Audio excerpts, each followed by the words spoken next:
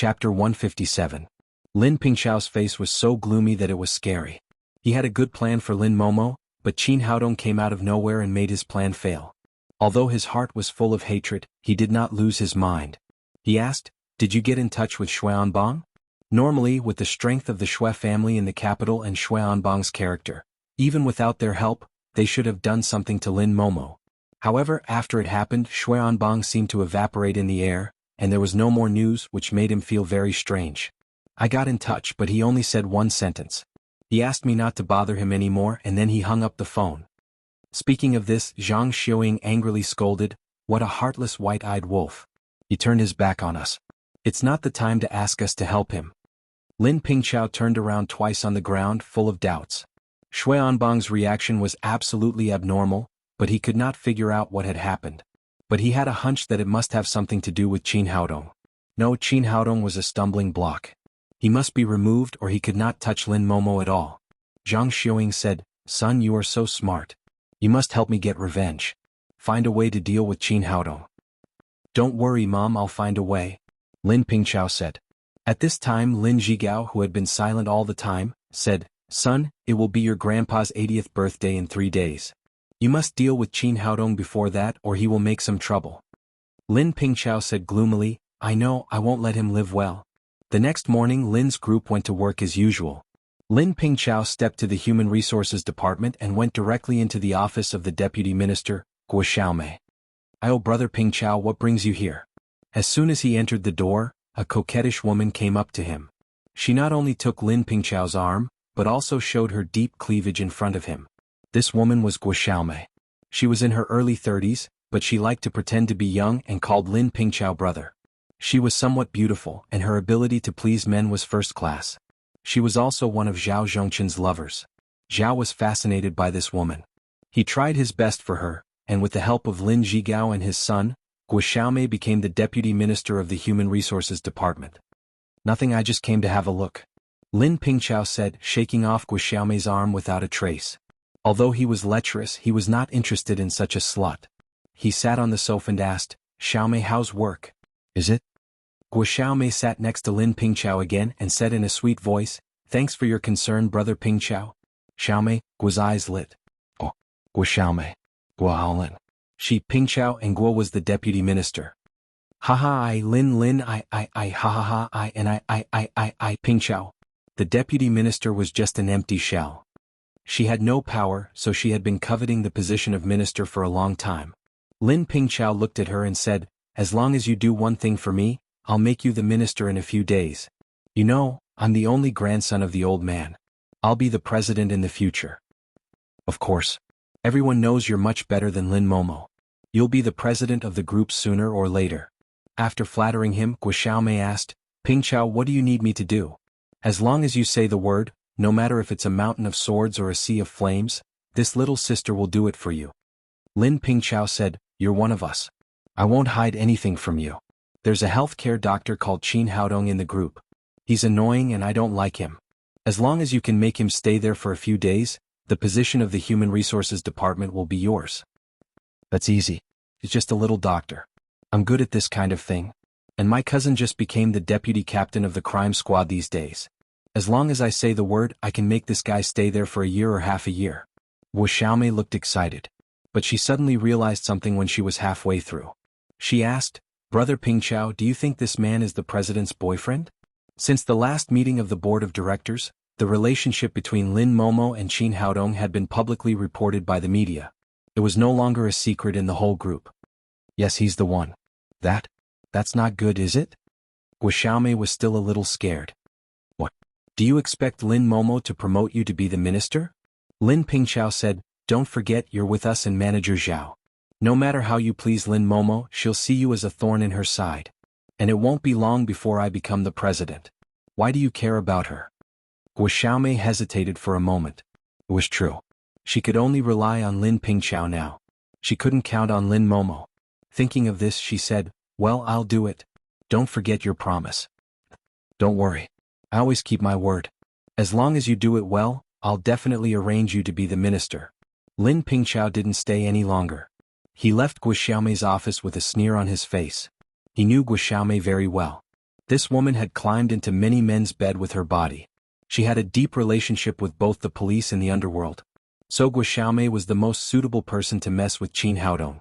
Even if she failed, it wouldn't affect him too much. He was the most insidious person.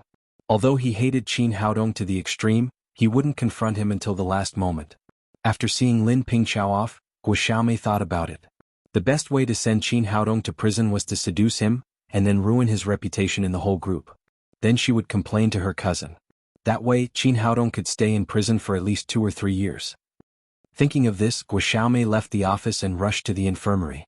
Qin Haodong was chatting with Zhang Jijie in the office after he went to work. Since the relationship between him and Lin Momo was made public in the group, no female staff dared to harass him. No one dared to steal the president's woman.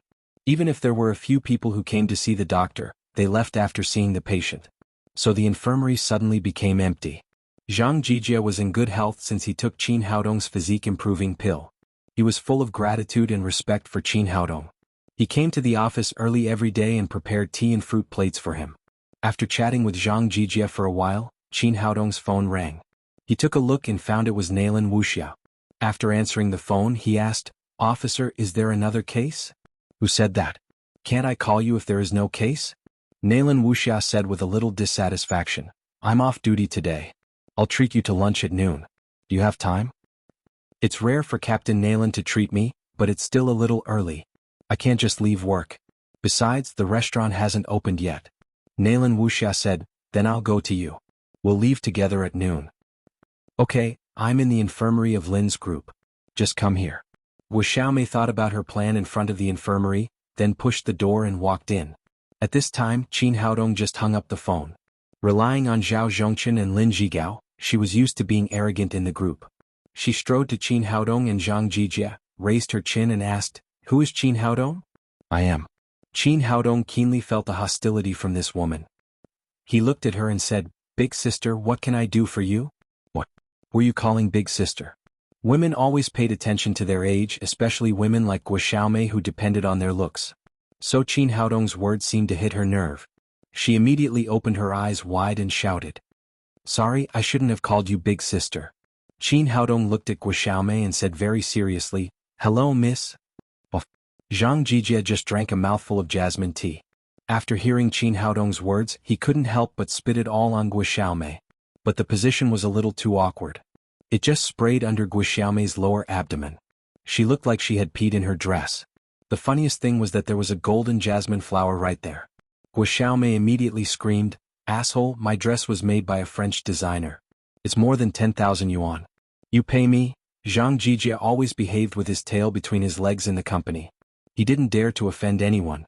Moreover, Guo Xiaomei was the deputy director of the Human Resources Department.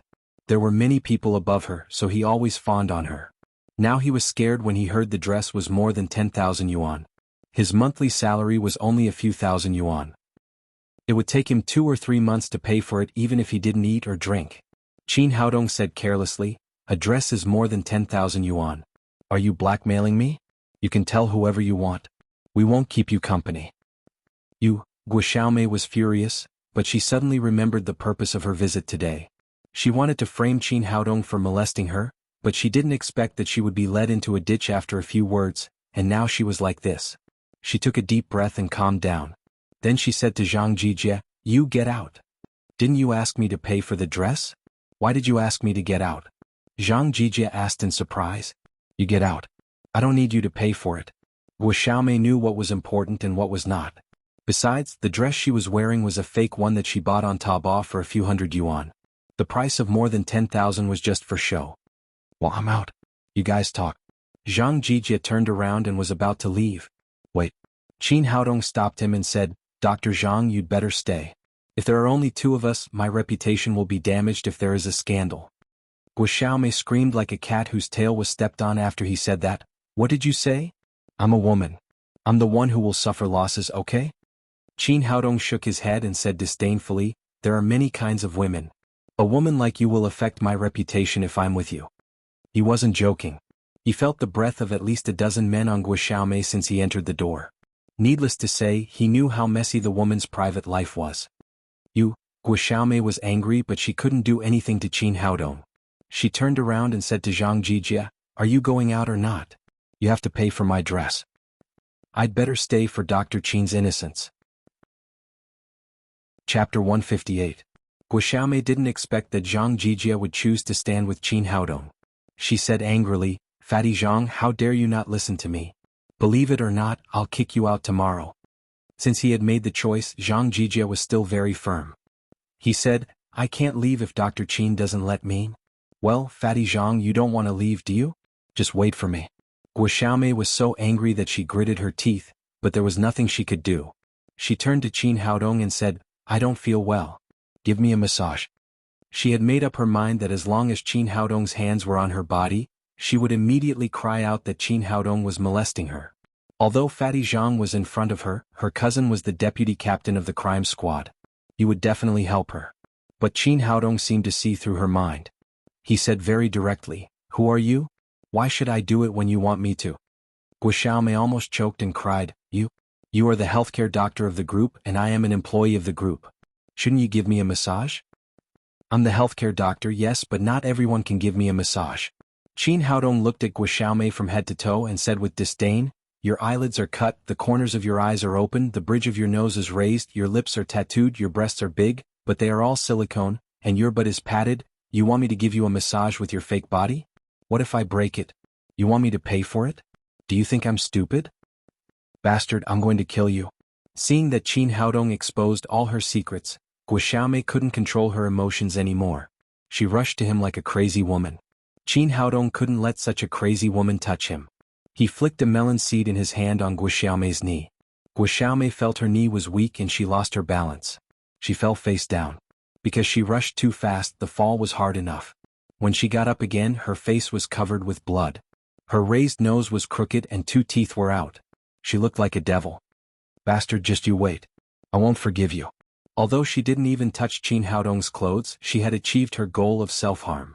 She took out a mobile phone from her bag and quickly dialed a number. "Cousin? Come to Lin's group. I'm about to be beaten to death." Guo cried as she spoke. She felt so wronged. Her tears streamed down the thick makeup on her face. Her tears mixed with the nosebleed, which made her look even scarier. After the phone call, he shouted at Qin Haodong with a ferocious face, "Bastard, just you wait. My cousin is here. He will never spare you." Just then the door opened and Nailin Wuxia, who was dressed in casual clothes, came in. She took off her uniform today and wore a long white dress, which made her look extraordinarily tall. Her fresh and elegant makeup made her look simple and elegant. Qin Haodong was slightly stunned when he saw her. Since he knew Nailin Wuxia, she had always been wearing a uniform. Today, after changing her clothes, she showed a completely different style. Nailin Wuxia looked at Guo who was sitting on the ground and crying. She asked in surprise, "Haodong, what's going on?" Qin Haodong said, "This woman wanted to blackmail me for a massage. Fortunately, I was smart and didn't fall for it. She hurt herself like this." Nailin Wuxia glanced at the miserable Guo and said, "You're so badly hurt. You'd better go to the hospital now. Don't waste your time here. It's none of your business. You're with them." "Vixen, bitch. Guo saw that Qin Haodong and Nailin Wuxia were very close. Plus she was jealous of Nailin Wuxia's appearance. She suddenly became like a mad dog, spitting out dirty words and saliva. Nailin Wuxia didn't expect that her kindness was misunderstood. She was the young lady of the Nailin family, famous for her hot temper. Even the rich young masters in Jiangnan City didn't dare to mess with her. She would never tolerate Guo who was a shrew. She suddenly went berserk. Guo was enjoying her scolding. Then she heard Nailin Wuxia's heavy slap on her face. Before she came to herself, punches and kicks poured down like raindrops. She was beaten until she cried and rolled on the ground. Qin Haodong was secretly amused. Of all people, this woman dared to mess with Nailin Wuxia, the female Tyrannosaurus. Wasn't she looking for death? Zhang Jijia was so surprised that he opened his mouth wide. He just saw Nailin Wuxia was like a noble goddess, but in the blink of an eye, she turned into a female Tyrannosaurus and beat the shrew Guo like a dog. At this moment, the door opened again and several uniformed policemen rushed in. The young policeman in the lead shouted, "Who has the guts to bully my cousin?" The young policeman's name was Li Hongjun. He used to work in another branch.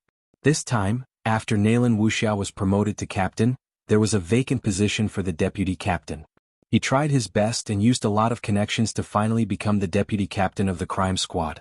His relationship with Guo Xiaomei was completely built in bed.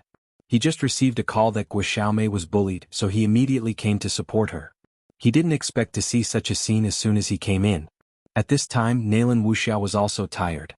She stood up and went to the basin next to her to wash her hands. Guo Xiaomei was completely stunned. At this time, her face was colorful and swollen like a pig's head. She looked around for a long time before she found Li Hongjun standing at the door. She rushed to him and shouted, "Cousin, this crazy woman beat me. You must help me. Take them in and sentence them to death." Li Hongjun was startled. He took 2 steps back and asked, "Who are you? Cousin, don't you know me? I'm Guo Xiaomei. That damn woman beat me like this. You have to avenge me." After saying that, Li Hongjun barely recognized that the pig-headed woman in front of him was Guo Xiaomei. Seeing his lover beaten like this, he waved his hand and shouted to the 2 policemen behind him, "Arrest that woman." What made him most angry was that the woman in white didn't take the police seriously after beating Guo Xiaomei. She even slowly washed her hands. That was too arrogant. The 2 policemen answered and came to Nalan Wuxia with handcuffs. At this time, Nalan Wuxia had dried her hands. She raised her hand and tidied her hair. She turned her head and said, "Who wants to arrest me?" When the policemen saw Nalan Wuxia, they were so scared that their hands trembled. The handcuffs fell to the ground. They never thought that they were going to arrest the captain. "What's going on? What are you doing? Didn't you have breakfast this morning?" Li Hongjun scolded the 2 policemen. But at this time he also saw Nalan Wuxia turned around. He was so surprised that he opened his mouth wide and stammered, "Captain? Captain, why are you here?" No wonder he was so shocked. Nalan Wuxia was not only his immediate superior, but also the young lady of the Nalan family. He couldn't compare with her in both official position and status. Guo Xiaomei didn't know what Li Hongjun was thinking. She was still shouting hysterically, "Cousin, this woman beat me and that gigolo boy. Arrest them all." "Shut up." Li Hongjun slapped Guo Xiaomei's face again. At this time he already knew that Guo Xiaomei, the stupid woman, had offended Nalan Wuxia. She was afraid that he would be involved. As long as Nalan Wuxia was unhappy, he might lose his position as the deputy captain in a few days. "Cousin, why did you slap me?" Guo Xiaomei was completely confused.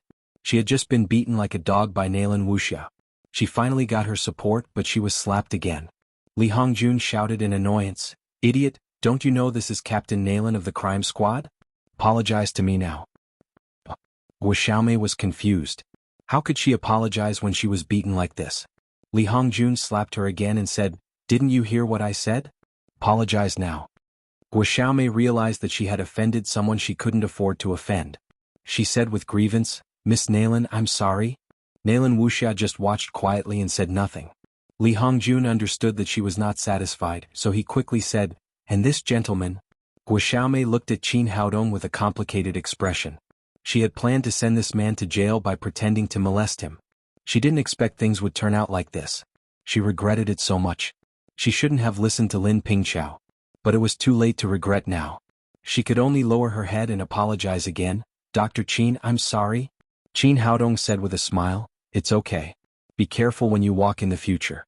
You should find the right person to blackmail." Seeing Guo Xiaomei apologized one by one, Nalan Wuxia said to Li Hongjun, "Is this your cousin?" "Yes, she's my cousin." "Captain Nalan, I'm sorry for my poor discipline." Li Hongjun said with a smile, "Your cousin has a bad mouth. Tell her to be careful."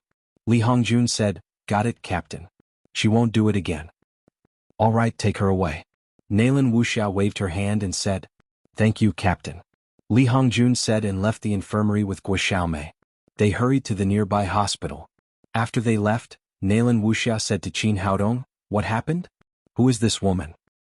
"A stupid woman with no brain. She's here to be cannon fodder." "Cannon fodder? Is someone trying to kill you?" Nalan Wuxia asked. "That's none of your business. I'll deal with it myself." Qin Haodong said, "Let's go eat." "How can we eat with your clothes like this?" When Nalan Wuxia beat Guo Xiaomei, her white dress was inevitably stained with blood and stains. It looked very eye-catching now. "What should we do?" Qin Haodong asked. "I'll go back and change my clothes, then I'll call you," Nalan Wuxia said and turned to leave the infirmary. Lin Pingqiao paced back and forth in his office, fiddling with his cell phone. He was expecting Guo Xiaomei to call him after she was done. But after a long time the phone didn't ring. The door behind him opened and Qin Haodong walked in.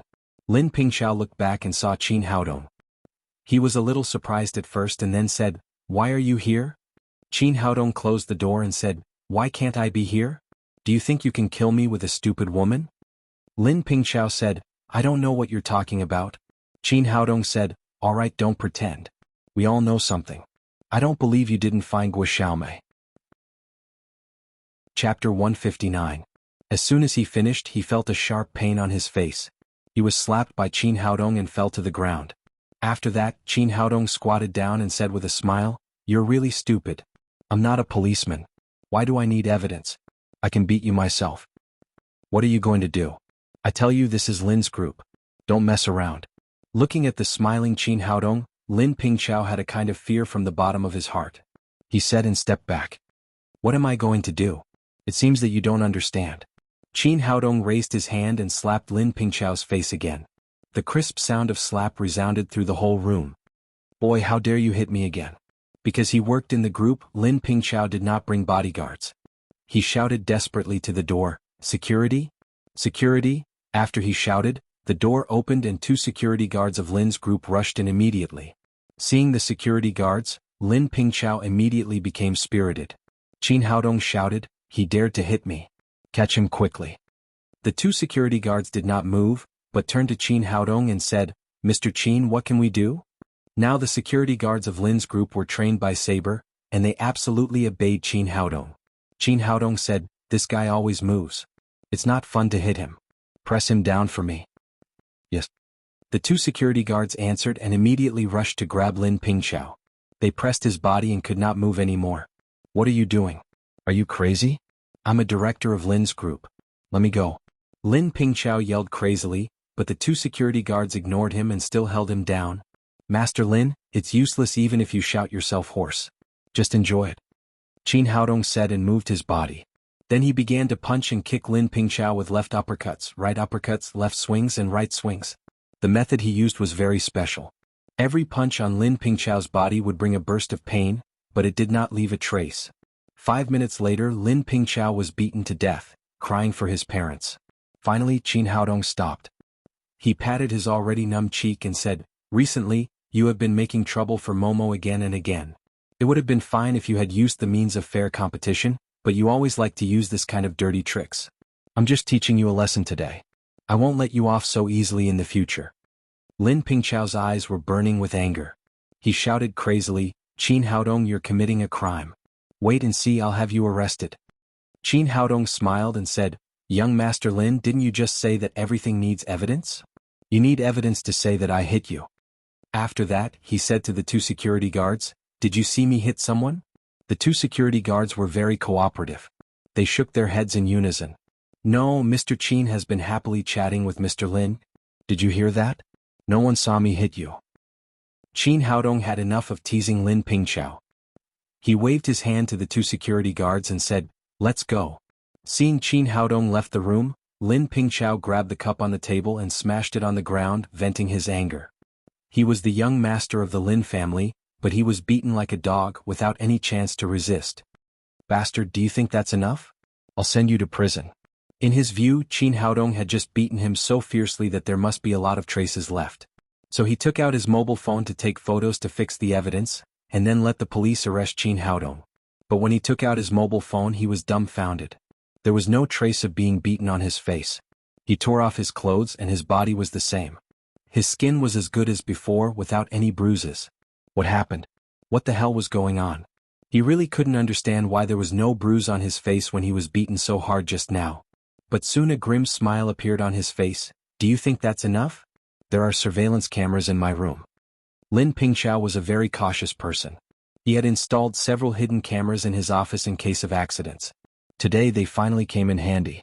He turned on the computer and wanted to retrieve the video just now. But soon he found that there were videos of other times, but the one where Qin Haodong hit him was missing. All the camera records were blank. "Bastard! Bastard!" He raised the computer and smashed it on the ground. At this moment, there was no other way but to roar. At this time in Daddy Security Company, Chi Weiner was watching the edited video with relish in a room. She murmured, "It's so satisfying. My hands are itching to watch it." Qin Haodong left Lin's group. When he saw Nalan Wuxia again, she had changed the white dress. She was wearing a tight black t-shirt and a pair of blue jeans. Such a set of ordinary clothes looked sexy on her curvy figure. After the last meal, Qin Haodong had a very good impression of the dreamy Jiangnan Hotel, so he came here directly with Nalan Wuxia. After entering the hotel lobby, they happened to meet Che Xiaoxiao. She secretly whispered in Qin Haodong's ear, "Handsome boy, did you fall in love with someone else, or did you come here to eat secretly behind Momo's back? If I wanted to eat secretly, why would I come here? We are just ordinary friends." Qin Haodong said and introduced Nalan Wuxia to Che Xiaoxiao. After the greeting, Che Xiaoxiao arranged Qin Haodong to VIP room number 2 again. After closing the door, Che Xiaoxiao took out her mobile phone and dialed Lin Momo's number. "Guess who came here just now?" "You have so many guests, how can I guess?" Lin Momo said lightly. "It's your little lover who came here for dinner." "Oh?"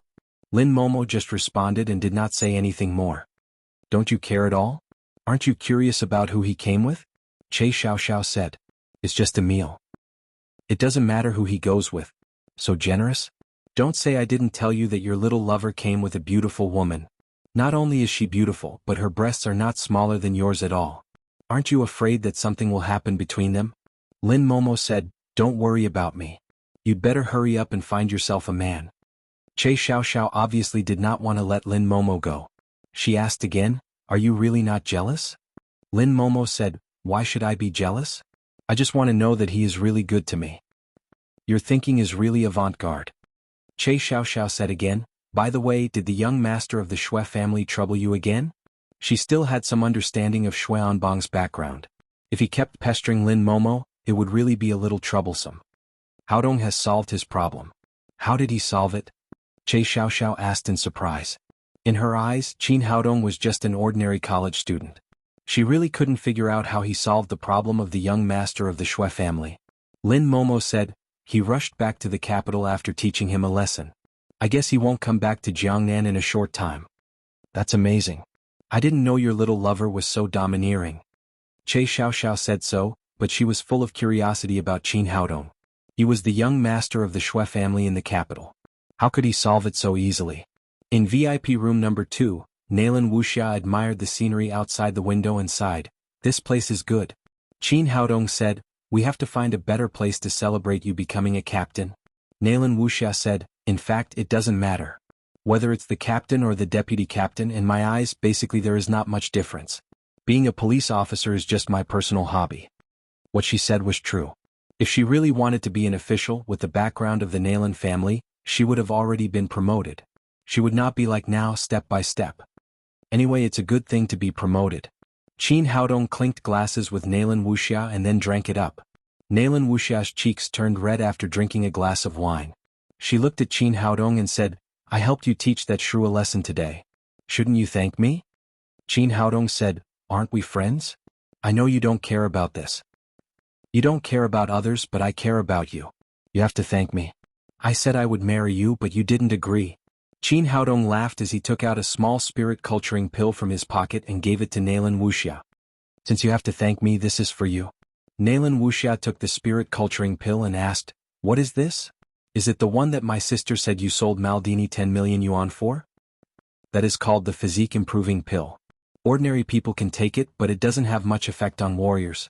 This is called the small strengthening pill." Chapter 160. Qin Haodong said, "Don't worry. I've already prepared it. Grandpa will be satisfied when I take it out." Lin Momo said, "What on earth have you prepared? Can't you let me see it first? Why do you have to make it so mysterious?" Qin Haodong said with a smile, "There will be no surprise if I take it out first. This is my secret with Tang Tang. I can't tell you for the time being."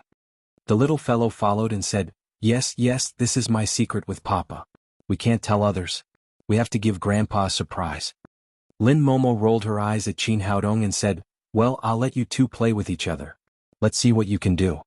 Because Lin Xiaotian was old and liked to be quiet, he built a manor on the outskirts of Jiangnan City and lived there all the time.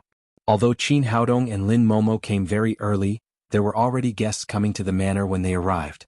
Lin Ziyuan and Lin Zhigao arrived one step earlier and greeted the guests together at the door. Lin Pingqiao was also very well dressed today. He wore an expensive famous suit and followed Lin Zhigao, just like the image of the third generation of the Lin family. When he saw Qin Haodong and Lin Momo coming with the little fellow, there was a flash of resentment in his eyes, but soon he greeted them with a smile and said, "Sister Tang, you're here." Lin Momo said, "Am I late?" "No, you're not late. I'm busy here. Sister Tang, you can go inside and have a rest." According to Lin Pingchao's idea, he wanted to hide Lin Momo, so that he could leave a better impression in front of many guests. Today's guests were all distinguished guests, and many of them had great influence on Lin Xiaotian. As long as someone praised him, it would definitely increase his impression in the heart of the old man. Lin Momo also knew what he was thinking, but she didn't care and said, "I have to take care of Tang Tang." "Thank you." After that, she walked into the manor with Qin Haodong. In the hall of the villa, although the old man Lin Xiaotian was 80 years old, he was in good spirits. Today, he wore a red tang suit and sat in the middle to accept the greetings of the guests. The old master had been operating in Jiangnan City for many years and had a wide range of friends. Today there were high-ranking officials and politicians as well as elites from all walks of life. The more important ones were all seated in the hall, while most of them went to the auditorium on the side. "Great-grandfather, I've come to see you." After entering the door, the little fellow happily rushed to Lin Xiaotian. The old man was sitting steadily in the armchair, but when he saw the little fellow, he immediately beamed with joy. He quickly stood up and held her in his arms. "Tang Tang, why haven't you come to see me for so long? I miss you so much. I miss great-grandpa too." The little fellow put her arms around the old man's neck, kissed him on the cheek and said, "Great-grandpa, Papa and Mama are here too." "Your father is here?" Lin Xiaotian looked surprised. "Yes, Papa is here. He's over there." The little girl pointed to Qin Haodong. Lin Xiaotian glanced at Qin Haodong and then looked at Lin Momo with an inquiring look. "Grandpa, this is my boyfriend, Qin Haodong, and also Tang Tang's godfather." Lin Momo didn't say much, but she introduced Qin Haodong's identity in an all-round way and also explained the old man's doubts. Qin Haodong stepped forward and said, "Hello, old man. My name is Qin Haodong, Momo's boyfriend." Lin Xiaotian nodded and began to look at Qin Haodong with keen eyes. After a moment, he nodded and said softly, "Good boy." When he spoke, his face was calm. No one knew whether he really appreciated Qin Haodong or he was just being polite. After greeting, Qin Haodong and Lin Momo sat next to each other, and the little fellow directly lay in the old man's arms. As time went by, more and more people came to celebrate the old man's birthday. Near noon, there was a commotion outside the door, and two middle-aged men walked into the hall hand in hand. Qin Haodong glanced at them and saw two old acquaintances. One was Qian Duo, the president of the Jiangnan Jade Association, and the other was Guo Feng, the director of the Jiangnan Antique Appraisal Center and an antique appraisal expert. Although these two people were not government officials, they were definitely respected and authoritative figures in the antique and jade circles. Therefore, as soon as they showed up, they were immediately surrounded by a lot of people following behind them. Lin Xiaotian had 3 hobbies in his life: jade, antiques and calligraphy. In addition, he had run Lin's group for many years, so he had a very good relationship with Qian Duo and Guo Feng. They were old friends for many years. Seeing them enter the door, he quickly got up to greet them.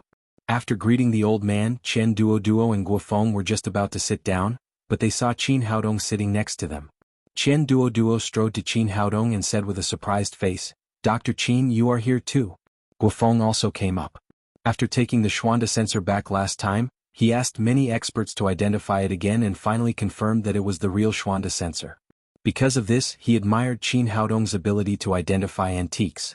He also came to say hello to Qin Haodong respectfully. Both Qian Duo and Guo Feng were experts in the industry. They were well-known figures and deserved to be called the god of wealth. Unexpectedly, such 2 super powerful figures were so respectful to this young man, which immediately aroused the curiosity of the guests about Qin Haodong. Lin Xiaotian is also very clear about his 2 old friends. They are usually arrogant people, but now they value his new grandson-in-law so much, which makes him very curious. He looks at Qin Haodong with a deeper meaning in his eyes. After greeting, Qian Duo and Guo Feng simply sat together around Qin Haodong and communicated with him about jade and antiques. Qin Haodong didn't know much about these 2 things. He relied entirely on spiritual qi to identify raw jade stones and antiques. Of course, this kind of thing couldn't be explained clearly, so he basically didn't talk much. It was Qian Duo and Guo Feng who talked endlessly. But because of this, he gave these 2 people a more unfathomable feeling. Time passed quickly. At 11:30 noon, Lin Momo helped Lin Xiaotian to the birthday banquet hall. There were more than 20 tables in the auditorium, and there was a big longevity character in the middle. As soon as Lin Xiaotian entered the auditorium, the applause immediately rang out. After the guests were seated, the host invited by the Lin family with a lot of money began a sensational performance. He introduced the life story of the old man with great emotion. Next, the younger generation of the Lin family congratulated the old man on his birthday and presented their gifts. There were no clear rules for this kind of birthday celebration, but generally speaking, it was from the outside to the inside, from the old to the young. The first to present birthday gifts were the distant relatives of the Lin family, and finally it was the turn of the two brothers, Lin Ziyuan and Lin Zhigao. "Dad, I wish you a long life and good luck in everything." After Lin Ziyuan said that, he asked someone to give him the gift he had prepared. It was a very delicate evergreen. Although it was not expensive, it had a profound meaning. It was the most suitable for the birthday of the old man. Then it was Lin Zhigao's turn. After saying a few auspicious words, he sent a longevity plaque. According to reason, it should be Lin Momo's turn next, but Lin Pingqiao came to Lin Xiaotian first and said, "Grandpa, I wish you a long life, happiness like the East Sea and longevity like the South Mountain." After that, he waved to the bodyguard behind him, and the bodyguard sent a brocade box more than a foot high. This box was inlaid with gold and jade. It seemed that the packaging alone was valuable, which immediately attracted everyone's attention. They all wanted to see what was inside the box. Lin Pingqiao seemed to arouse everyone's curiosity. He slowly opened the package of the brocade box, and then gently took out a jade Buddha statue about 20 centimeters high from it. The material of this jade Buddha statue was crystal white, delicate and moist and almost flawless. It looked like the fat meat of a fat sheep that had just been cut.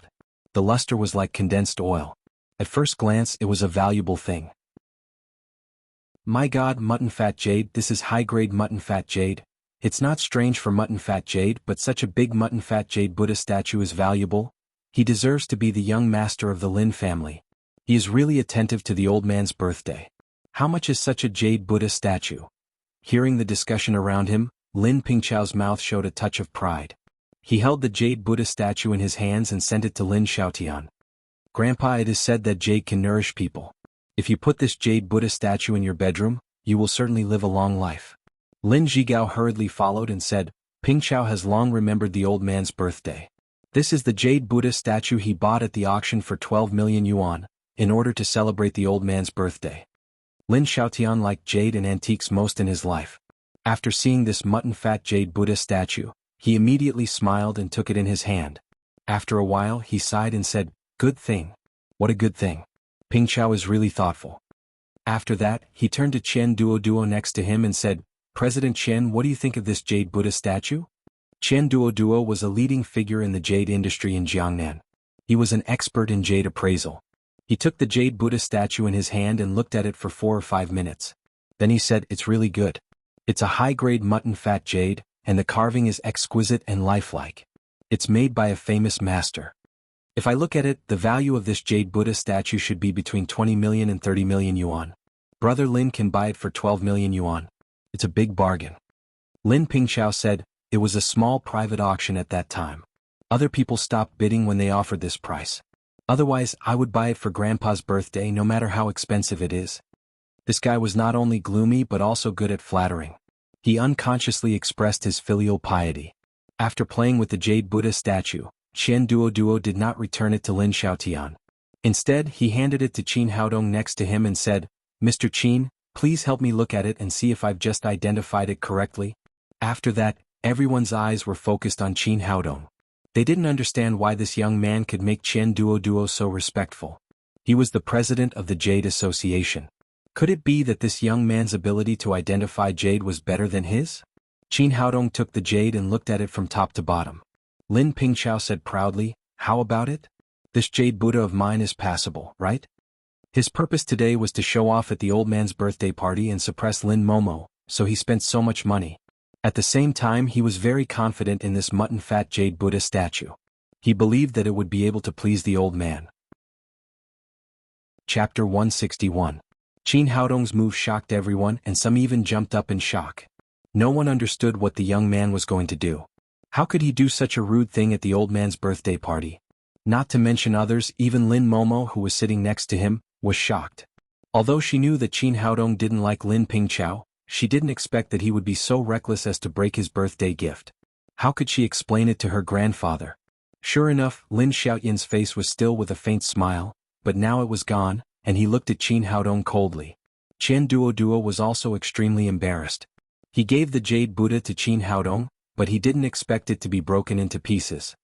He said, "Mr. Qin, what do you mean?" If Qin Haodong didn't hold it and broke it on the ground, it could be excusable, but it was obviously lifted up and smashed on the ground. There was no reason to explain it. Lin Pingqiao just came to his senses. He jumped up and shouted to Qin Haodong, "Qin, you pay for my jade Buddha?" Qin Haodong ignored him, nor did he answer Qian Duoduo's question. Instead he said to Lin Xiaodong, "Old man, I broke this thing completely to save your life." As soon as this was said, everyone was shocked again. They didn't understand what Qin Haodong meant. He said to Lin Xiaodong, "If I'm not mistaken, the old man wants to put it in his bedroom because of his love for the jade Buddha?" Lin Xiaotian still didn't speak, but nodded slightly, which was admitted. Qin Haodong continued, "If the old man puts this thing in the bedroom, you will never live for 3 days. At this time Lin Pingqiao was unhappy and said, "Qin, don't talk nonsense. You just saw me giving Grandpa a jade Buddha statue. You were jealous, so you deliberately smashed my things. Everyone in the world knows that mutton fat jade is used to nourish people. How could it hurt Grandpa's life?" Many of the guests present agreed with Lin Pingqiao's statement in their hearts, otherwise they couldn't find an explanation for Qin Haodong's strange behavior. Qin Haodong glanced at him and said, "You're right. Good mutton fat jade can indeed nourish people, but this is not mutton fat jade but mutton fat blood jade." Lin Pingqiao cried, "Qin Haodong, you should find a better reason if you want to slander me. Everyone here is a jade expert. Who has ever heard of the bloody mutton fat jade? Aren't you talking nonsense?" At this moment, Qian Duoduo frowned slightly and hesitated before saying, "I've heard of blood sheep fat jade, but it's too rare. I've never seen it in all my years in the jade world." Lin Xiaotian asked doubtfully, "President Qian, what's the matter with this blood mutton fat jade?" Qian Duoduo said, "I've only heard my teacher mention it a few times before. He said that although the blood sheep fat jade looks very similar to the sheep fat jade, it will bring disaster to people. But he has passed away now, so I don't know the specifics." Qin Haodong said, "Your teacher is not very accurate. The blood sheep fat jade not only brings disaster to people, but also can absorb the owner's blood qi to improve its own quality. It's the legendary blood-nourishing jade. The more blood qi it absorbs, the better the jade looks. With the quality of this blood sheep fat jade, it has absorbed at least 6 or 7 people's blood qi. The reason why it is sold so cheaply is that its previous owners died one after another after their blood qi was absorbed, so it is regarded as an ominous thing." Lin Pingqiao cried, "Nonsense, this is the blood sheep fat jade. How can it be the blood sheep fat jade?" Lin Zhigao followed and said, "That's right. I can't smash my son's jade Buddha statue based on a legend. According to your statement, all the sheep fat jade in the world should be smashed because of the blood sheep fat jade? It's a joke. Even President Qian didn't see any problem. Why do you say that this is the blood sheep fat jade?" "It's very simple. You can see it at a glance." Qin Haodong said, "Everyone knows that the purer the sheep fat jade is, the better the quality. There won't be too many impurities in the jade. The blood sheep fat jade looks no different from the sheep fat jade on the outside, but there are completely different bloodlines inside." After that, he bent down to pick up 2 pieces of the jade Buddha statue from the ground and showed them to Lin Xiaotian, Qian Duoduo and others. Lin Xiaotian was shocked when he saw that the 2 pieces of broken jade in Qin Haodong's hands were covered with dense bloodlines, just like human blood vessels, but there was no problem from the appearance. He started his business in jade and he knew the character of sheep fat jade very well. He knew that the real pure sheep fat jade would never be like this. At this time he had completely believed Qin Haodong's statement that this was the blood sheep fat jade. Qian Duoduo bent down to pick up a piece of broken jade from the ground. After looking at it, he said, "It's exactly the same as what my master said. There are bloodlines in the blood sheep fat jade. This is the blood sheep fat jade." Qin Haodong said, "The blood sheep fat jade is really a harmful thing. Looking at the thickness of the bloodlines, it should have killed many people." The blood sheep fat jade and the sheep fat jade were exactly the same in appearance. Only after smashing them would they find the difference. But this thing was worth millions or even tens of millions of yuan. Who would be willing to smash it? This was also one of the important reasons why the blood sheep fat jade was extremely rare. Even if it appeared, no one could recognize it. If Qin Haodong had not had a strong spirit, he would not have recognized that it was the blood sheep fat jade because he did not feel the spiritual qi from it. On the contrary, he felt a blood qi. Lin Pingchao also saw the blood lines on the broken jade. His face suddenly became pale, but he still quibbled, "It's impossible. You must have done something. Otherwise, even President Qian didn't see the problem. How did you know that this is the blood sheep fat jade? Are you better than President Qian?" This time, without waiting for Qin Haodong to speak, Qian Duo took the initiative to say, "You are right.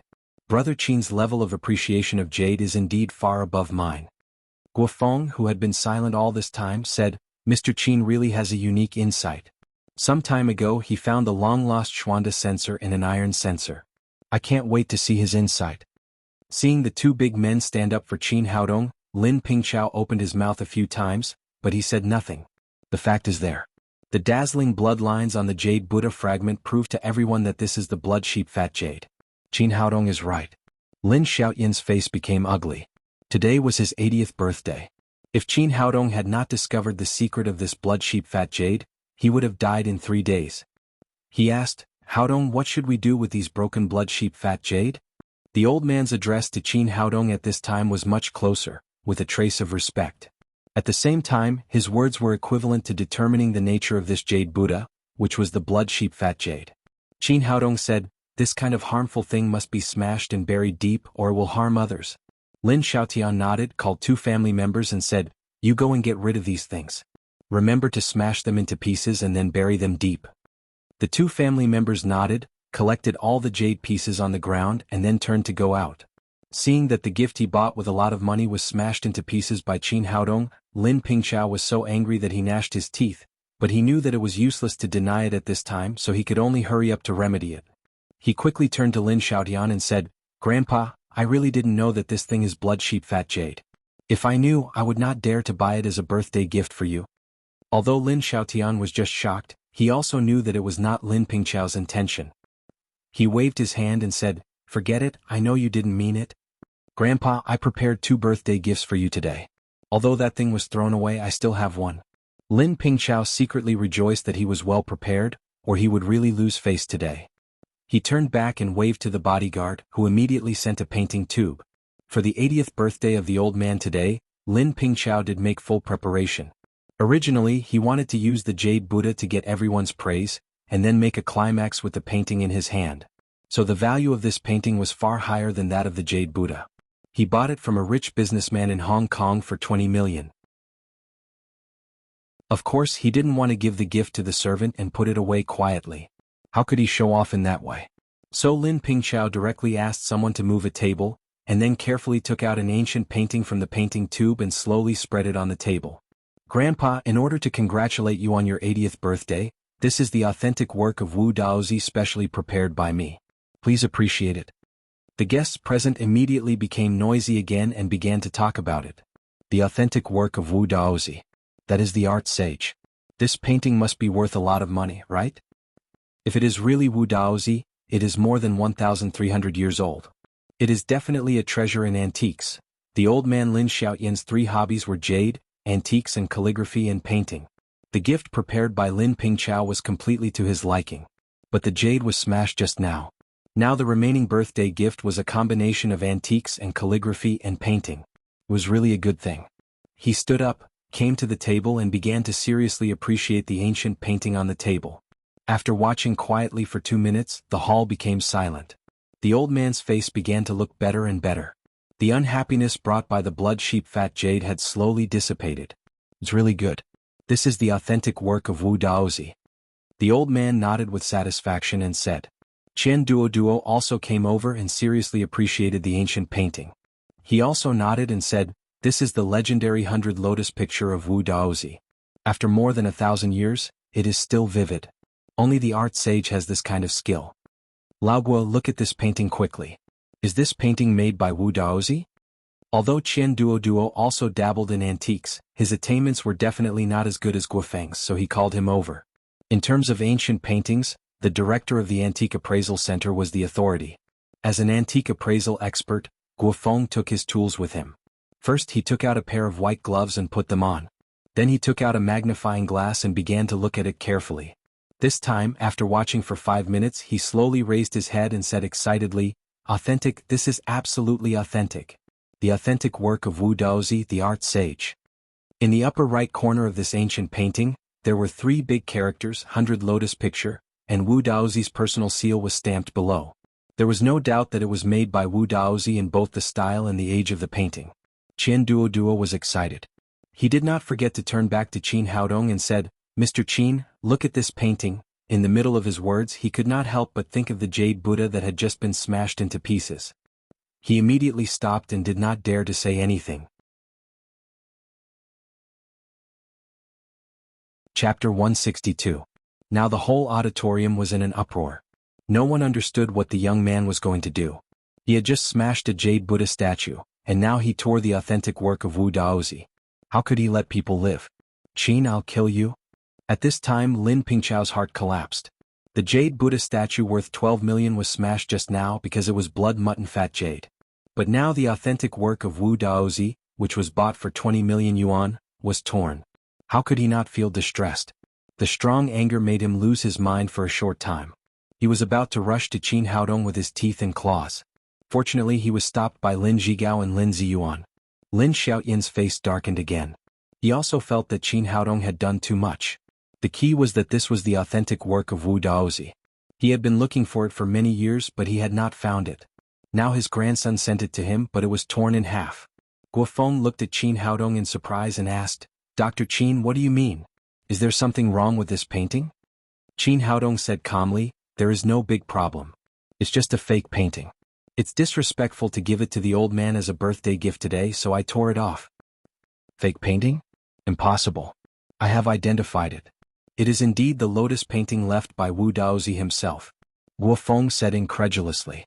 Lin Pingchao calmed down a little, but he still shouted angrily, "Qin Haodong, don't talk nonsense. This is definitely the authentic work of Wu Daozi. Today you must pay for my painting." Qin Haodong said disapprovingly, "If I say it's fake, it's fake." Lin Pingchao cried, "Why? Are you more accurate than Director Guo's identification?" Guofeng also said, "Mr. Qin, you are really too reckless. I have identified it. It is absolutely authentic. And even if it is a fake painting, it has reached the realm of being authentic. It is definitely worth more than 10 million yuan." After listening to Guofeng, Lin Pingchao suddenly became more confident and said, "That's right. I bought this painting for 20 million yuan. You must pay for it." Qian Duoduo saw that Qin Haodong was in trouble and said, "Mr. Qin, you said that this painting is fake. Do you have any basis?" "There's no basis." As soon as he said this, the auditorium exploded again. Without any evidence, he casually took away an ancient painting worth 20 million yuan. Was this person crazy? Lin Pingchao's lungs were about to explode. Qin Haodong was obviously making fun of him. But before he could speak, Qin Haodong said lightly, "Because this is what I painted." Although Qin Haodong's tone was calm and his voice was not loud, almost every word he said today was like a bomb, causing another uproar in the auditorium. Who is this young man? There should be a limit to boasting. He actually said that Wu Daozi's authentic work was painted by him. Director Guo said that the painting is authentic. He actually said that he painted it. Does he think he is the art saint Wu Daozi? Arrogant, too arrogant. I heard that he is the new boyfriend of the first Mississippi. Momo is too careless. You can't just look at a person's face. Not only did the others not believe it, even Guofeng said in surprise, "What? Mr. Qin, you said you painted this? Impossible. This is not only Wu Daozi's brush, but also obviously an ancient painting. You are only in your 20s. How could it be painted by you?"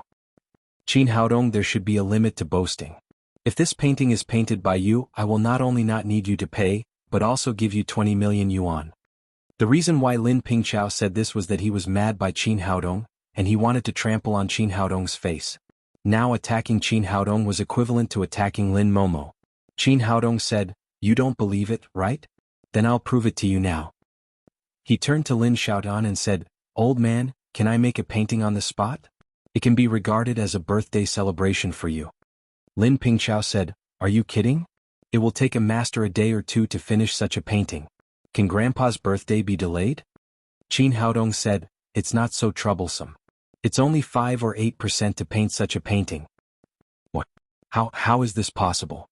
Although Guofeng and Qian Duoduo knew that Qin Haodong was a master, they were also surprised and opened their mouths wide. They couldn't believe what he said was true. It would take 2 or 3 hours for a painting master to paint. Lin Xiaotian looked at Qin Haodong with interest. He waved to his family next to him and said, "Bring me the pen and ink in my study." He liked painting and calligraphy, and he often painted one in his daily life. So he had all the tools for painting at home. Soon his family brought the paper, pen, ink and other tools used for painting and put them on the table. Under everyone's gaze, Qin Haodong came to the table. He first took out a brush from the pen holder, looked at it and nodded with satisfaction. Then he took out another brush and pinched it in the palm of his left hand. The two brushes were covered with ink at the same time. What is he going to do? Is he going to paint with two brushes? Lin Pingqiao said directly with disdain, "You are a fool. You can't paint well with one brush. How can you take two? Isn't it shameful enough?" Qin Haodong didn't pay attention to him at all. After taking a deep breath, he stretched out both of his hands. The two brushes seemed to be alive and kept flying on the drawing paper in front of him. The originally empty white paper began to slowly have ink marks. Is this the left-right dragon? Although Lin Xiaotian was not as good as a master in painting and calligraphy, he also had considerable attainments. He immediately recognized Qin Haodong's technique. Qian Duo couldn't help asking, "Mr. Lin, what is the left-right dragon?" Lin Xiaotian said, "Ordinary people paint with a brush. First, they outline the general shape and then fill in the picture carefully. It's the same as building a house. First, they build the framework and then they do it bit by bit. But there are also defects in this way. Although the foundation is solid, it's not fast enough." Guofeng also dabbled in painting. He nodded and said, "It's true." Lin Xiaotian continued, "In order to increase the speed of painting, some powerful masters of painting and calligraphy created this way of painting with the left-right dragon. As the name implies, the left-right dragon is to divide one's attention, draw with both hands at the same time, starting from the two ends of the paper. There is no need to conceive a frame, no need for any embellishment and polishing. The whole painting completely exists in the painter's heart, constantly advancing to the middle. When the two strokes touch, the painting is finished. In this way, the efficiency of painting can be more than doubled, but it is extremely difficult. First of all, the whole painting should be clear in mind. Secondly, the mind should be divided into two. There can be no problems. Finally, the color and tone should be used very skillfully, so that there can be no mistakes when the two sides of the picture are connected. This is a very clever way of painting. I have only heard of it before, but I have never seen such a master." Speaking of this, Lin Xiaotian shook his head with an incredible face. Guofeng said, "I have heard of the left-right dragon, but this painting method requires absolute confidence in the painting, and it can't be done without decades of painting and calligraphy skills." Lin Pingqiao was confused. He knew nothing about the way of painting. He didn't expect that Qin Haodong, who he had just laughed at, used such a powerful way of painting. He couldn't help blushing. However, he still didn't believe that Qin Haodong could draw Wu Daozi's painting. If anyone could imitate it casually, the art sage would not be the art sage. Guofeng said again, "The left-right dragon is really powerful, but the painting on both sides is too good. If it can't be perfectly connected, it's nonsense. It's the same as building a house. Both sides use superb skills. No matter how strong you build it, it's a waste if it can't be connected in the end." After the explanation of the two masters, everyone's attention was focused on Qin Haodong, looking forward to the moment when he was finally connected. Qin Haodong's technique was extremely fast. His two hands kept moving on the drawing paper as if he didn't have to think. After 3 or 4 minutes, the painting on both sides was almost finished, and the two brushes began to connect. The eyes of the people around were fixed on Qin Haodong's two hands, especially Lin Pingqiao, who couldn't wait to put his two eyeballs on the drawing paper, hoping that Qin Haodong would make mistakes. But in the end he was disappointed. Qin Haodong's two brushes were skillfully joined together, and a lotus picture was perfectly presented in front of everyone. And just at the moment when he threw out the brush, 5 minutes had passed. Amazing, it's really amazing. He painted a lotus picture in such a short time. Who is this young man? He turned out to be a master of painting. Was that painting really painted by him? Impossible, it's impossible. No matter how good it is, it's a new painting. How can it become an ancient painting? In everyone's discussion, Guofeng and Qian Duo took the torn lotus picture and carefully compared it with the one Qin Haodong had just drawn. After a full 5 minutes, the two of them raised their heads again. "Perfect, it's really perfect." Qian Duo said to Qin Haodong, "Brother Qin, the person I admire most in my life is you. I really don't know what you can't do. You painted a lotus picture in such a short time, and it's exactly the same as the original one. I can't see any difference." Guofeng also said, "Indeed, it's so perfect that there's no flaw."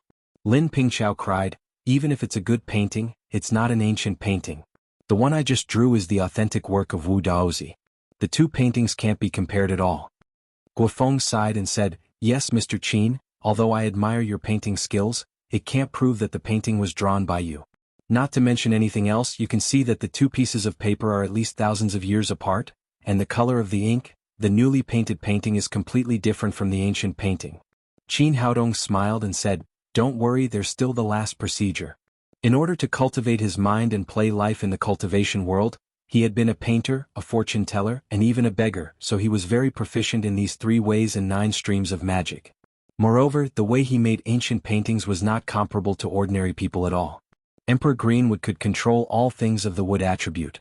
Qin Haodong rolled up the painting he had just drawn and held it in his hand. He stroked it from top to bottom with his right hand. The greenwood genuine qi in his palm changed the color of the painting paper and the color of the ink in an instant. 10 seconds later, like a magic trick, he spread the painting on the table again and said to Guofeng, Director Gua, look at it again this time. Guofeng stood there in a daze.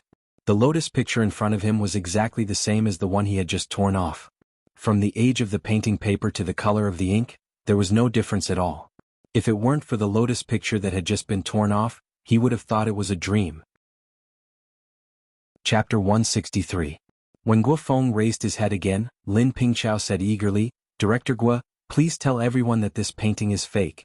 Guofeng said with a wry smile, I can't help you. I really can't see the difference between these two paintings at my level. If I hadn't seen Mr. Qin draw this painting with my own eyes, I would have identified it as the authentic work of Wu Daozi. Restless. The whole audience was restless. Everyone could no longer remain calm. Who was this young man? Even Guofeng, who was an antique appraisal expert, was unable to determine whether it was real or fake. This ability was simply heaven-defying. At the same time, it also proved to everyone that Lin Pingqiao's painting was not the authentic work of Wu Daozi, but Qin Haodong's painting. Qin Haodong picked up his new painting of lotus and said to Lin Xiaotian, Mr. Lin, if you don't mind this painting, I'll give it to you as a birthday gift. Lin Xiaotian said with a smile, Then I'll accept it. Although this painting is not made by Wu Daozi, it is of great significance to me. Young man, you are young and promising and your future is limitless. Indeed, although this painting was painted by Qin Haodong in less than 5 minutes, if it was taken to the auction, it could definitely be sold for more than 10 million yuan. However, the old man did not want to sell it. He had just been impressed by Qin Haodong's unique skill and wanted to keep this painting as a souvenir. Lin Pingqiao was gnashing his teeth. What was going on? He had carefully prepared 2 birthday gifts. The jade Buddha statue was smashed by Qin Haodong as soon as he took it out. Now the ancient painting that he bought with 20 million yuan was torn in half and became a gift in the blink of an eye. It was such a bully. He said to Qin Haodong angrily, Even if this painting is fake, you have to prepare it yourself if you want to give Grandpa a birthday gift. Don't use my things. Qin Haodong said with a smile, Everyone is watching here. It's obvious that I just painted it. How did it become your thing? That's not good. You just tore my painting. Whether it's real or fake, this one is my compensation. Lin Pingqiao turned to Lin Momo and said, Sister Tang, it's Grandpa's 80th birthday today. Don't tell me you didn't prepare a birthday gift? The 2 gifts he had prepared were ruined. He hoped that Lin Momo could not come up with anything decent so that he would look better. Lin Momo stepped forward and said, Today is Grandpa's birthday. As his granddaughter, of course I have prepared a gift.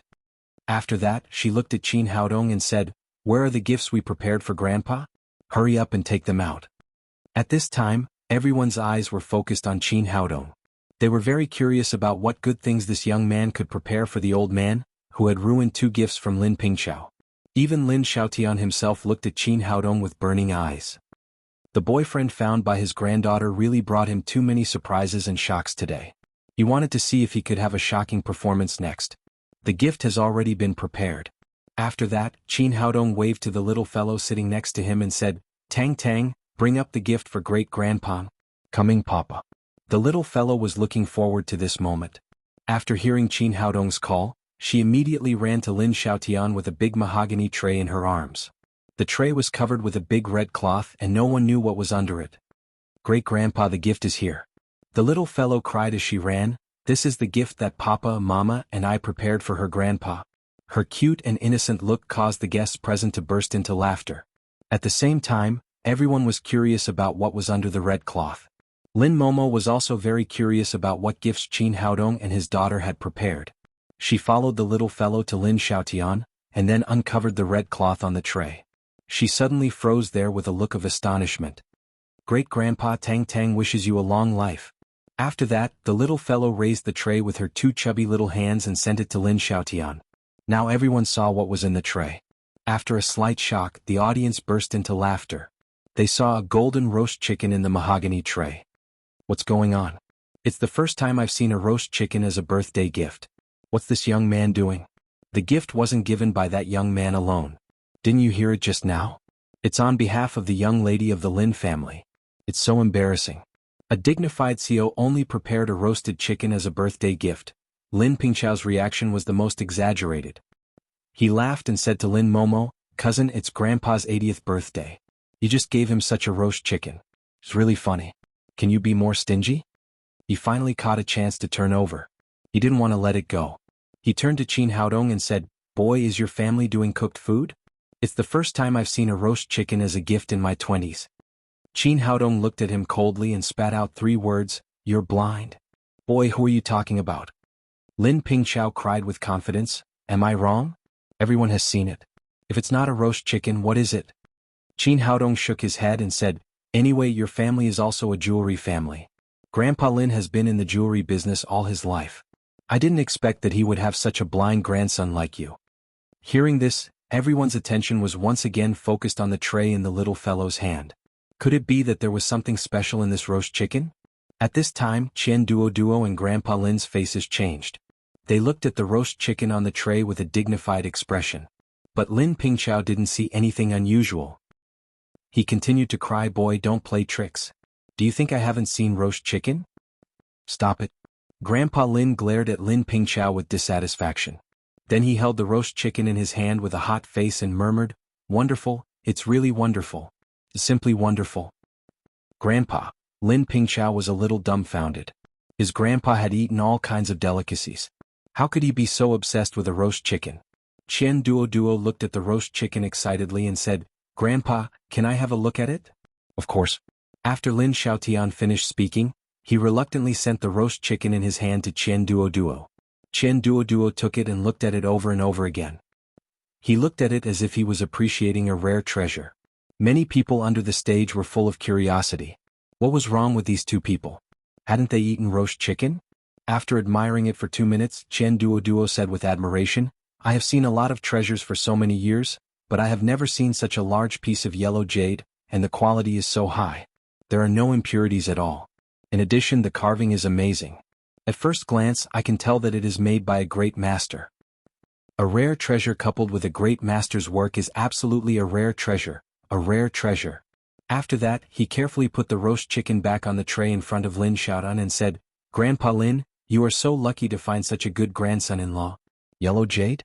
Only then did Lin Momo realize that this roast chicken turned out to be carved from that piece of yellow jade. But this carving technique, this creativity, was simply too beyond everyone's imagination.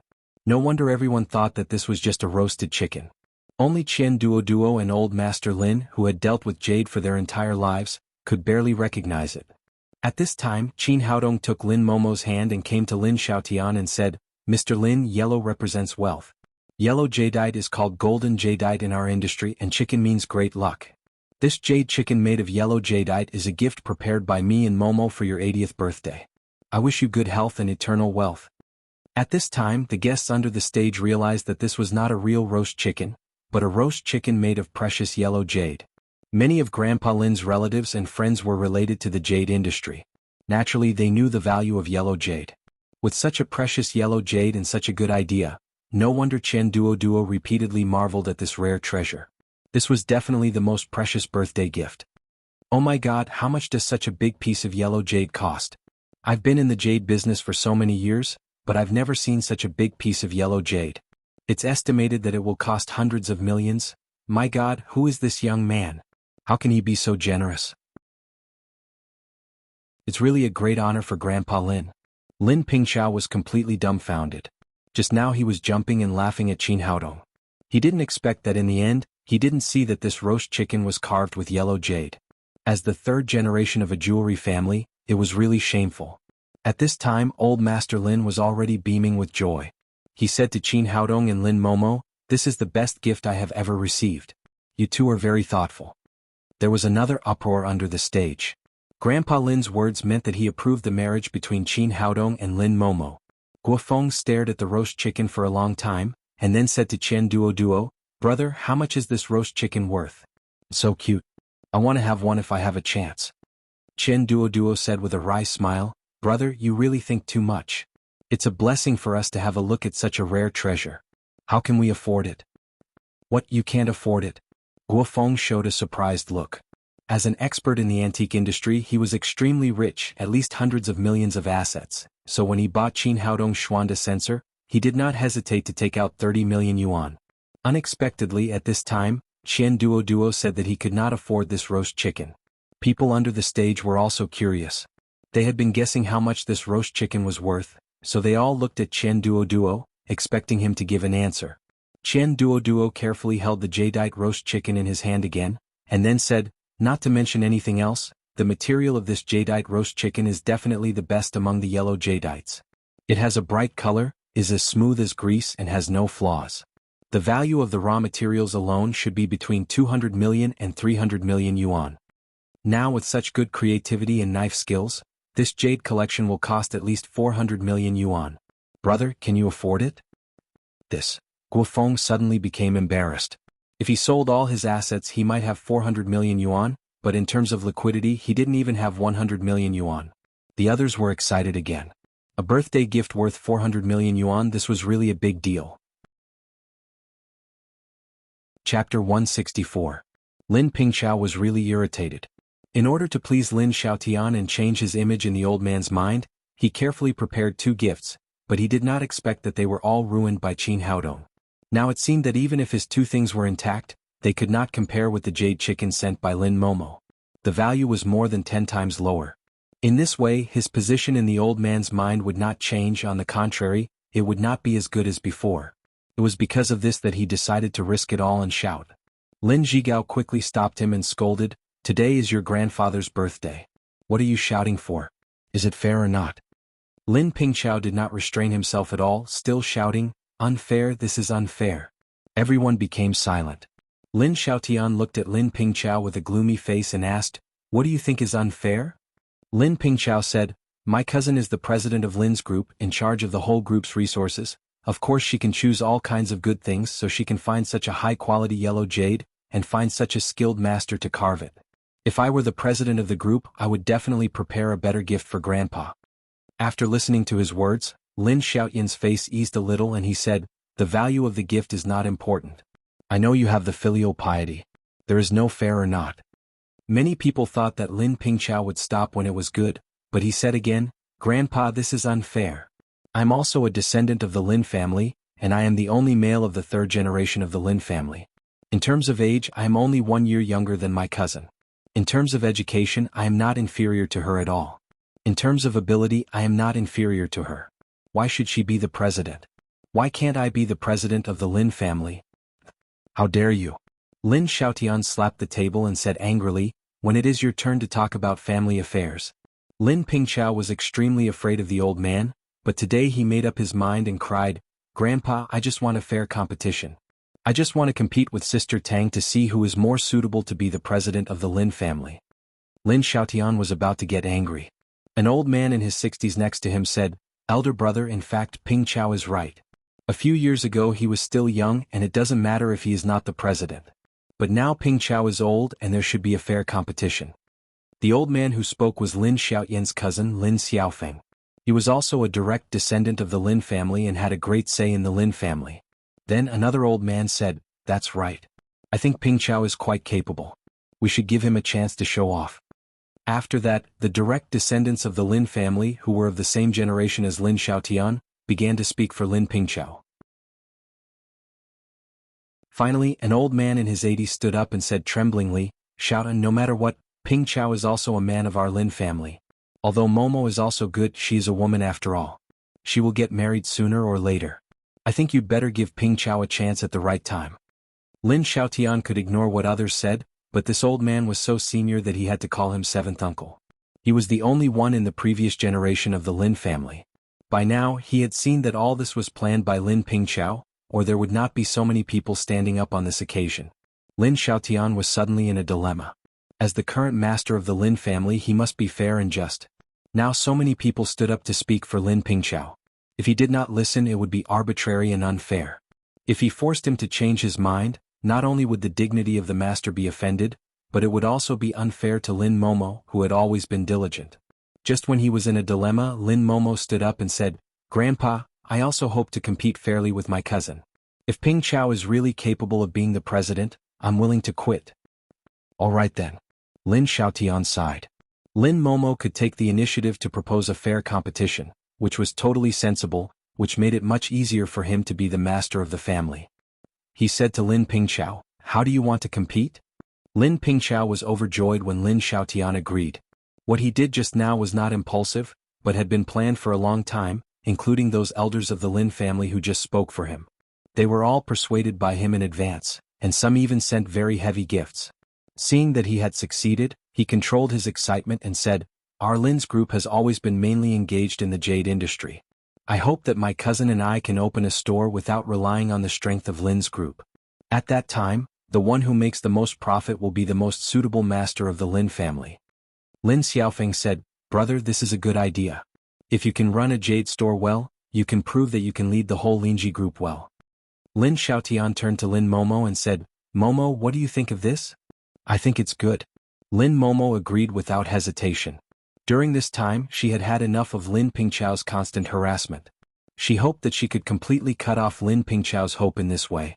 If Lin Pingqiao could really win, she would be willing to give up the position of president. Then carry out according to this plan, but for the sake of fairness, the rules still need to be refined. Lin Xiaotian thought for a moment and said, "Our Lin family has recently opened a new branch in Jiangnan City. It hasn't opened yet. For the time being, we will give it to you as a platform for fair competition. The store will be divided into 2 parts from the middle. Each of you can run your own jade industry there. The time limit is 8 o'clock in the morning and 5 o'clock in the evening. The one with the highest turnover will be the winner. From today on, you go back to prepare, and the store will officially open in 3 days." Lin Xiaofeng nodded and said, "This is the fairest way, but we need a fair person to collect the money in the store, so as to avoid disputes on the turnover." According to his idea, he wanted to be the notary, but Lin Xiaotian had already seen that his cousin was partial to Lin Pingqiao, so he didn't give him the chance at all. He said, "The problem of the notary is very easy to solve. There is only one cashier in the store, and the goods sold on both sides will be collected uniformly. Zhigao and Ziyuan will supervise the cashier together, so there will be no problem." His idea was really clever. Although Lin Ziyuan and Lin Zhigao were brothers, they naturally preferred their own children, so the 2 of them would be at the cashier, and naturally there would be no difference of a penny. Lin Ziyuan said, "Although this method is good, there is still a problem, that is, how to prevent the 2 sides from using their own money to buy their own goods, so it becomes a competition of 2 people's financial resources, and no one can see whose sales ability is stronger." Lin Pingqiao's heart suddenly jumped. He did have such a plan before. Even if he couldn't compare with Lin Momo in sales, he would be able to win when he used his own money to buy his own goods. He didn't expect that his uncle would say it first. Lin Xiaotian thought for a moment and said, "This is easy. All the sales of both sides on that day will be collected by the group. If they have money and are willing to donate to the group, then I will be more willing to accept it. As the saying goes, old ginger is spicier." Although this method couldn't 100% eliminate fraud, it had a great restrictive effect. Think about it, no one could take a lot of money out of their pocket, and finally all the money went into the pocket of the group. Speaking of this, he turned to Lin Momo and Lin Pingqiao and said, "Do you have any objection?" This opportunity was fought for by Lin Pingqiao with all his efforts, so naturally he would not object. He quickly said, "I have no objection." Lin Momo said, "I will listen to Grandpa." Things came to an end here, and then the birthday party began to continue. In the afternoon, Lin Xiaoyan's birthday party ended, and Lin Momo and Qin Haodong returned to Lin's villa together. After the little fellow entered the door, she rode on Damao and ran out to play. Lin Ziyuan said to Lin Momo, "Momo, in fact, you can completely refuse today, Grandpa will certainly not force you." Lin Momo said, "I know Grandpa will not force me, but I don't want to always be said to rely on Grandpa's protection to sit in the position of president. I want to prove myself. And recently my cousin has been making trouble for me again and again. I also want to let him completely give up through this matter. But what if you are going to lose? Lin Ziyuan asked. If I lose, I lose. In fact, it is really tiring to sit in the position of president. It is not bad to give it up. As long as you can accept it, no matter what you choose, Dad will support you. Lin Ziyuan then went upstairs, leaving only Qin Haodong and Lin Momo in the hall. Seeing his father-in-law leave, Qin Haodong took Lin Momo's hand and said, Momo, how was my performance today? Very good. Thank you for preparing such a good gift for Grandpa. Lin Momo kissed Qin Haodong on the cheek and said, This is your reward. Then she said, You taught Lin Pingqiao a terrible lesson today. You didn't leave a gift of more than 30 million yuan. He is about to go crazy. He always wants to steal your limelight. No one can bully my woman at will. Qin Haodong said, But Lin Pingqiao is really scheming. Although he is angry, he is still far from being mad. Everything that happened later was prepared by him long ago. Lin Momo asked with a little surprise, Do you mean that he and Grandpa prepared to compete with me in advance? It's not an impromptu idea? Qin Haodong said, Of course not impromptu. Otherwise there would not be so many people standing up for him. These people must be his helpers in advance. Lin Momo still did not believe it and asked, Can he? If he had prepared before, why did he try so hard to send gifts to Grandpa? Couldn't he just propose to compete with me? You used your wisdom on outsiders while Lin Pingqiao used his little thought on his own family, trying to take the position of president from you. Qin Haodong said, If I'm not mistaken, he has prepared 2 strategies in advance. The first one is to please the old master through gifts. If the old master can happily hand over the position of president to him, it will be the best. The second one is to force the old man to agree to a fair competition between you and him. Because of me, his first strategy did not succeed, so he had to use the second one. Lin Momo did not say anything, which was a tacit agreement. As Qin Haodong said, she was very smart, but she did not want to spend her time on her own family, so she did not think too much about Lin Pingqiao.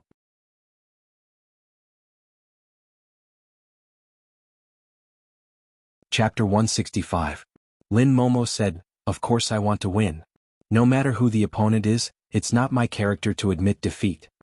Qin Haodong said, Since Lin Pingqiao challenged you, he must have made full preparation in advance. Since we want to win, we have to prepare well. Lin Momo said, I've been managing the group for so many years, and I've fought dozens of business battles, big and small. I've never lost. Of course I won't lose this time. It's too simple. This is different from a normal business battle. Lin Pingqiao is gloomy. Since he challenged you, he must have prepared many dirty tricks. Can he? After all, Grandpa is watching. Alas. Qin Haodong sighed and said, As soon as you meet your family, your IQ immediately drops. Well, you're responsible for decorating the store and I'll handle the rest. Lin Momo said, Oh. Well, thank you for your hard work. Qin Haodong said with a smile, Not at all. This is what I should do. Didn't the great man say that behind a successful woman there will be a man? No matter who wants to bully my woman, I'll make him pay. After dividing the work, Qin Haodong left the Lin's villa and went directly to the home of Su Haichuan, the master of carving. Now he had a lot of raw materials of jade and they were all of high quality. But if he wanted to get the highest turnover in one day, a good carver was indispensable. Superb carving skills were indispensable for a high-end jade product. Sometimes a good carver could improve the quality of the jade and even double the value. For example, the yellow jade chicken given to Lin Xiaotian just now was worth about 200 million yuan if it wasn't for the exquisite carver. But after it was given by Su Haichuan, Shen Duo valued it at 400 million yuan, which showed how important carving was. When Qin Haodong arrived, Su Haichuan's family warmly welcomed him into the living room. Dr. Qin, are you satisfied with the jade chicken? Su Haichuan asked. Very good. After Qin Haodong affirmed Su Haichuan's craftsmanship, he said, But this time I'm here to ask Master Su for help. Su Haichuan said, Dr. Qin, you are the savior of our family. If you have anything to say, just say it. Your business is our business. Qin Haodong told the whole story of Lin Pingqiao's challenge to Lin Momo, and then said, The Lin family is not allowed to use any power in this competition. I still have a lot of raw jade materials, and I need Master Su's help to make them into finished products. No problem. It's a piece of cake. Su Haichuan immediately agreed when he mentioned the matter of jade carving. It was within Qin Haodong's expectation that Su Haichuan could help. He said, Isn't 3 days a little short? Should I find more people to help? After all, to support a jade store, 1 or 2 finished products are definitely not enough. There's no need. The 3 of us are enough. Seeing Qin Haodong's puzzled look, Su Haichuan explained, my son Su Xiaolong has been taught by me for a long time. His craftsmanship is no worse than mine, and he is much more energetic than me. In fact, half of the yellow jade chicken that was taken away was carved by my son. I was in charge of carving during the day and he was in charge of carving at night. If I didn't say it out, no one could see the difference. My wife has been with me for so many years. Although she doesn't have the skill of carving, she is more than enough to do some auxiliary work. Qin Haodong said, that won't do. You see, that roast chicken took 3 whole days to carve. We can't only have 1 piece of jade no matter how good it is. Su Haichuan shook his head and said, there's no comparison at all. That roast chicken is almost the best thing I've ever carved in my life. It belongs to the best of the best, so it naturally takes more time and energy. Ordinary jade products don't need to be used at all. I can carve one in a few hours. With Xiaolong's help, it's not a problem to make a dozen of jade products in 3 days. Qin Haodong thought about it. Quality was more important than quantity. Jade products were originally high-end products, and a dozen of them were enough. So he nodded and said, thank you, Master Su. In order to increase work efficiency, Qin Haodong also took out 3 physique-improving pills and gave 1 to each of the 3 members of the Su family. After taking the physique-improving pills, Su Haichuan's family was amazingly energetic. They barely slept for 3 days. They were busy carving except for eating and drinking. Qin Haodong was not idle either. He kept carving spells on the finished products, such as mind-clearing spell, evil-repelling spell and chi-nourishing spell. Although these spells were the lowest spells in the cultivation world, they were still very useful for ordinary people. If Su Haichuan's exquisite carving skills could double the value of jade products, then the value could be increased more than 10 times with the help of the spells. In Lin Zhigao's home, Lin Zhigao, Zhang Xiuying and Lin Pingqiao were sitting together. Zhang Xiuying said, son, you challenged Lin Momo in public at the birthday party today. Isn't it a little reckless? Reckless? Lin Pingqiao smiled proudly and said, it's not reckless at all. I planned it a long time ago. If I hadn't pushed the old man to the corner in public today, he wouldn't have given me such a fair chance. Now the whole Lin family has witnessed it. As long as I beat Lin Momo in the game 3 days later, the old man has no chance to regret it. The president of Lin's group will be mine. Lin Zhigao said, but you made the old man lose face by doing this? Lin Pingqiao's face changed and he said almost crazily, who can blame me? He forced me to do this. He's an old fool. I'm the only man in the 3rd generation of the Lin family, and I'm not bad at ability. Why should Lin Momo be the president? If I don't seize this opportunity, I can't sit in the position of president in this life. Son, you did the right thing. I support you. Zhang Xiuying then said worriedly, but if you really lose to Lin Momo this time, it will be difficult for you to be the president in the future. There is no other way. I can't wait, so I have to take a risk. Lin Pingqiao said, and I have made full preparation before this. If those old things didn't benefit from me, how could they speak for me at the birthday party? Lin Zhigao said, now the old man has agreed and set an open game for you. But Lin Momo has been in charge of the group for so many years. Can you be her opponent? Lin Pingqiao said with a conceited face, why not? I'm no worse than Lin Momo in ability. And I've been prepared for this day. Lin Momo can never be my opponent. Zhang Xiuying asked, son, how did you prepare? Tell me so that I can rest assured. Lin Pingqiao said, for this game I have to prepare in 3 aspects. First of all, we are not allowed to use any resources of the Lin family in this game. I have shipped a lot of raw jade materials from the Jade Gang in Myanmar in advance and found the best carving master to make the finished products. In this way we can completely crush Lin Momo in both quality and quantity. Zhang Xiuying nodded and said, this is indeed a big advantage. There are only 3 days before the game. It is too late for Lin Momo to prepare. And now the Jade Gang has cut off the supply to the Lin family. I'm afraid she can't even find the raw materials of the jade. Lin Pingqiao showed a trace of pride and continued, secondly, in terms of sales, I have made full preparation. Lin Momo can't sell many things at that time.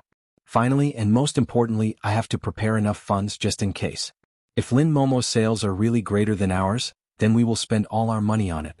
I don't believe that we can't beat that girl. Lin Zhigao said, son, are you crazy? Didn't you hear the old man say that all the sales of this game will be included in the Lin's group? If we use our own money to increase the sales, we will lose all our money. Lin Pingqiao said, you can't catch the wolf without risking the child. Although we have invested a little in advance, as long as I become the president of the group, we can get the money back easily. Son, you are right. As long as you can be the president, the money of the Lin's group will belong to our family. Zhang Xiuying said to Lin Zhigao, take out all the money in your pocket and give it to our son. Lin Pingqiao also said, Dad, how much money do you have? Give it to me first. When I become the president of the group, I will double it for you. Lin Zhigao took out a bank card and said, Son, my money is your money. But I only have 10 million left. Zhang Xiuying immediately became angry and cried, What? Only so little money? Where did all your money go? Did it all go to the little vixen? Lin Zhigang said awkwardly, I have a lot of social activities, so I spend a lot of money. Besides, I spent 10 million on a pill from Qin Haodong a few days ago. Now this is all I have left. Although he got a lot of dividends from the Lin's group every year, he had always been extravagant. Now it was good enough to have 10 million left. Zhang Xiuying scolded, You old bastard, are you crazy? How can you spend 10 million on a pill? Don't quarrel, Mom. Let bygones be bygones. Lin Pingqiao stopped Zhang Xiuying and said, Mom, how much money do you have? I only have this much. Zhang Xiuying suddenly became embarrassed. She took out a bank card and said, There is 15 million in it. As the second wife of the Lin's family, she had never been frugal. She spent all day in high-end women's clubs and had a lot of lovers. Naturally, she could not save much money. Lin Pingqiao looked at the two bank cards in front of him and felt annoyed. He did not save money at all. There was only more than 20 million left in his pocket. Plus the 10 million in front of him, he could barely make up 40 million.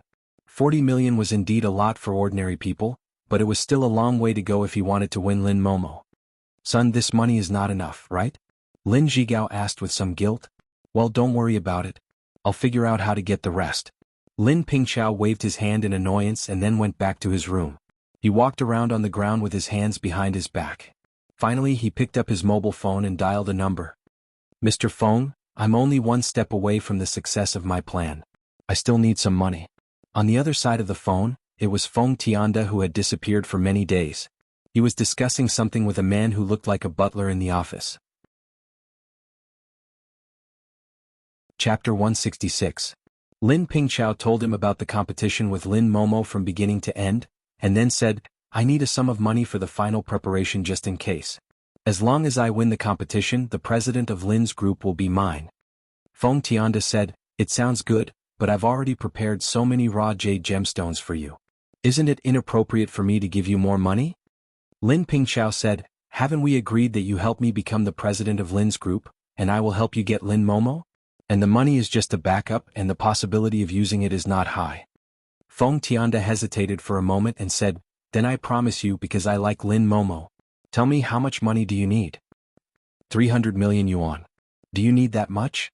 300 million is not a small number. If you lose the money, who can I ask for the money? Lin Pingqiao said, No way. As long as I have the money, I will never lose. No matter how powerful Lin Momo is, she can't sell 300 million yuan in one day. I will win the competition. I'm a businessman and I don't fight a battle I'm not sure of. How about this, you give me an IOU and I lend you the money. You have to pay me back after a week, no matter you win or lose. If you can't pay me back, I will use 3% of your shares to pay you back. Lin Pingqiao said, 3% of the shares? No way, 1% of our shares are worth 300 million, how can we use 3% as a mortgage? Feng Tianda said, Didn't you say you will win? It doesn't matter how much the mortgage is, it's just a formality. You know I don't have the final say in the Feng's family. Those old guys must agree to use such a large amount of cash flow. Only if they believe you can pay back the money they will give you the money. Lin Zhigao's family only had 10% of the shares in total, and 3% was definitely a big number. But after hesitating, Lin Pingqiao said, Well, I promise you, get the money ready as soon as possible, I will use it in 3 days. Don't worry, as long as you bring me the IOU, the money will be in your account in 3 days. Feng Tianda said and hung up the phone with a smirk.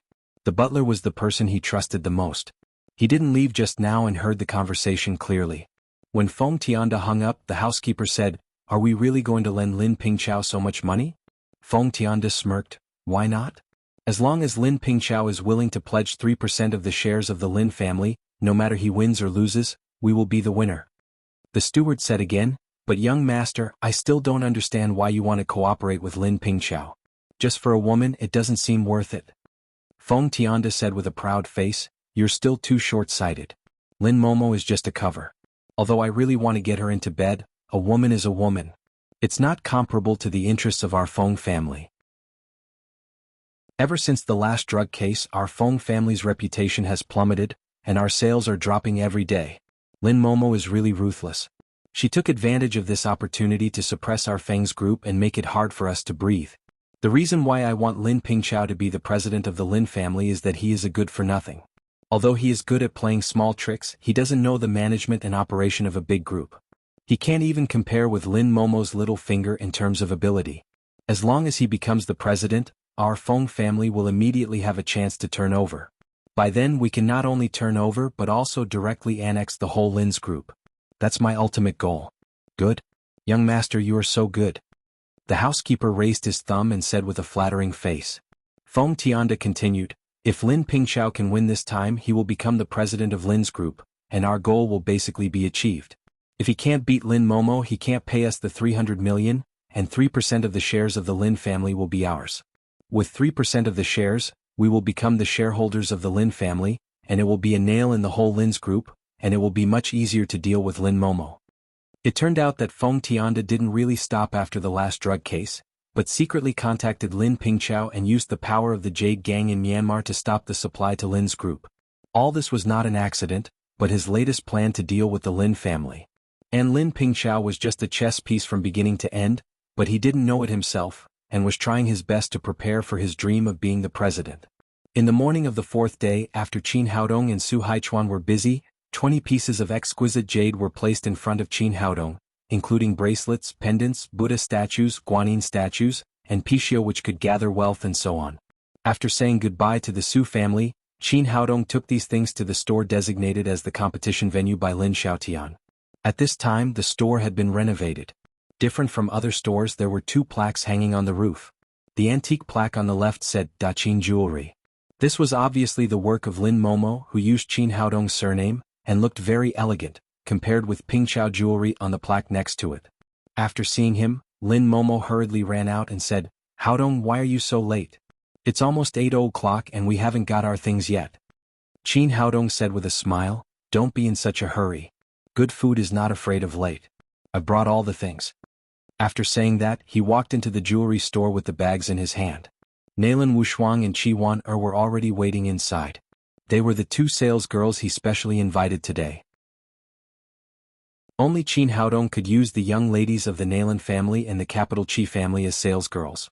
In other words, whether it was Nailin Wushuang or Qi Wan-er, no one in the world would give Qin Haodong face like this. Today both of them were wearing white porcelain cheongsams. Their long, snow-white legs paired with the high-slit cheongsams, coupled with their innate noble temperament, immediately attracted the attention of all the female creatures around them. Originally, Lin Pingqiao also invited 4 very beautiful sales girls, but they were suddenly overshadowed by the brilliance of Qi Wan-er and Nailin Wushuang. Beautiful, really beautiful. Even international famous models are not as beautiful as you. Qin Haodong smiled to the two. Nailin Wushuang said, "Of course, don't you see who we are? But don't forget to pay us." Qi Wan-er whispered in Qin Haodong's ear, "You haven't been seen for 3 days. When will you invite me to dinner? If you don't hurry, my period will be gone." Well, Qin Haodong looked embarrassed. He was so busy these days that he forgot about it again. He quickly said, "Tonight, when it's over, we will celebrate for you." "No, do you want the people on Earth to know that I didn't have period before? Just the two of us, no one more can do it." Well, let's have lunch tomorrow." Qin Haodong could only set the time for tomorrow. It was not good to go out with Qi Wan-er alone today with so many people. At this time Lin Momo said eagerly, "Where are the things? Take them out quickly." "Here they are," Qin Haodong said and opened the bag. He took out the things inside one by one and put them on the counter. "That's all?" Lin Momo asked in surprise. Qin Haodong said, "Is it still not enough?" "That's a lot, there are 20. Lin Momo almost fainted. This shop was almost 100 square meters. Although Daqin Jewelry only took half of it, it was still more than 40 or 50 square meters. Such a big sales counter only had 120 things, which was not much different from a joke. Looking at Lin Pingqiao's side, there were almost 1,000 goods, large and small, which was extremely shabby in comparison. She cried with annoyance, "Qin Haodong, are you kidding me? Only these 20 things, even if each of them is sold for 100,000 yuan, it is only 2 million yuan in total. You are bound to lose today." Qin Haodong said, 2 million? Are you kidding me? 2 million is only enough to show you. The cheapest of these things is 10 million yuan. I won't sell any less. Nalan Wushuang just took a sip of water, but after hearing what he said, she spat it out and said, "What, the cheapest is 10 million yuan? Why don't you rob a bank? Hurry up if you want to buy it, or you won't be able to get it later." Qin Haodong said and began to open the boxes of his things, and put them one by one inside the counter. After that he began to label the goods. Only one pendant was priced at 10 million yuan, and the others were more than 10 million yuan. The most expensive one was the jade guanyin, which was priced at 200 million yuan. Lin Momo was an expert in jade. After seeing the price, she covered her forehead and said, "Are you sure you remember correctly? We are comparing the sales, not the total price. What's the use if you can't sell them even if the price is high? We will lose in the end." With the huge scale of Lin's group, only a few treasures would be priced at more than 10 million yuan. A bracelet like Qin Haodong's was priced at tens of millions yuan. It was impossible to sell such a sky-high price. Qin Haodong said, "Our things are absolutely worth the money, and the price is not expensive at all. And you can rest assured that there will be nothing left when we get off work." The lowest quality of these things he chose was the glutinous rice type. Coupled with Su Haichuan's superb carving skills, and the most important thing was the incantation he engraved, the price was cheap. "Well, you can do whatever you want. I won't be the president anymore." Now Lin Momo had no other way. Without using the resources of Lin's group, it was impossible to find more goods to put here. Soon it was 8 o'clock. Lin Ziyuan and Lin Pingchao came to the store together. They were in charge of the cashier together. After everything was ready, the store officially opened. When the door was opened, customers came in one after another. Because Qi Wan'er and Nalan Wushuang were too beautiful and dazzling, many people came here to see the jewelry. But when these people saw the price tags, they immediately turned around and left. But Lin Pingchao had sold several pieces in succession. Lin Momo asked, "Haodong, are you sure we don't want to lower the price?" "No, according to this price we will lose money. You can't lower the price." Qin Haodong smiled and said, "Don't worry, it's just the beginning. I'm here, you can't lose even if you want to." At this time, a big fat man who weighed 100 kilograms walked in from outside the door. His two small lustful eyes first circled Qi Wan'er and Nalan Wushuang's slim bodies a few times, then he pointed to a bracelet and said, "Show me this." Chapter 167. The fat man picked up the bracelet, looked at it and said, "How much is it?" As the young lady of the Qi family, Qi Wan'er was not qualified to be a shopping guide except for her beauty. She said impatiently, "Isn't it written on the label, 30 million? 30 million? Are you King robbing me? Even if you sell your clothes, you can't get so much money in 100 years. The fat man raised the jade bracelet in his hand and threw it to the ground. It was obvious that this guy was here to make trouble.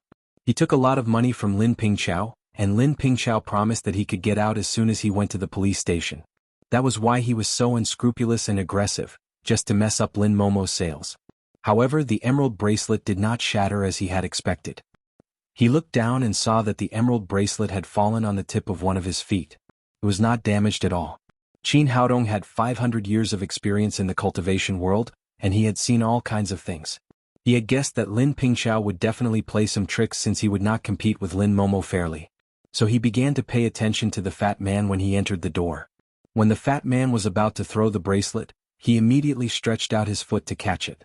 He gently lifted the bracelet with his tiptoe, and the bracelet jumped up and fell into his hand. At the same time, Qi Wan'er also broke out. The fat man dared to say that she was selling. As the young lady of the Qi family, how could she not be angry? Under the cheongsam, her snow-white long legs drew a white light, and the 10-centimeter high heels fiercely kicked on the fat belly of the fat man. The fat man let out a scream, and his body, which weighed more than 100 kilograms, was kicked 7 or 8 meters away, and fell in front of the shop with a thud.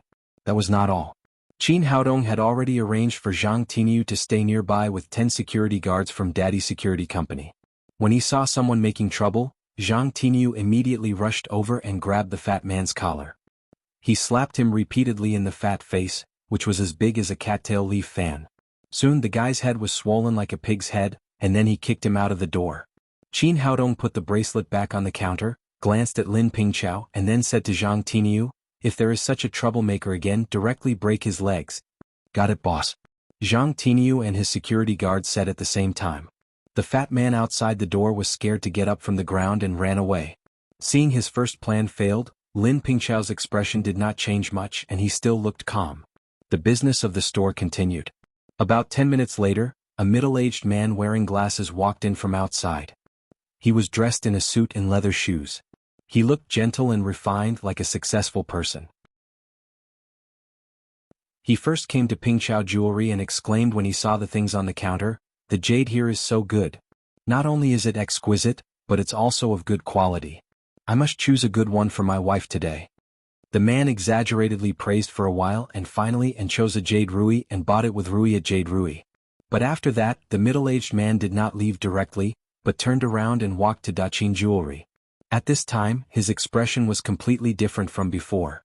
While looking at the things on the counter, he kept shaking his head and said, "You are also in the jewelry business, but you are so much worse than Pingqiao Jewelry.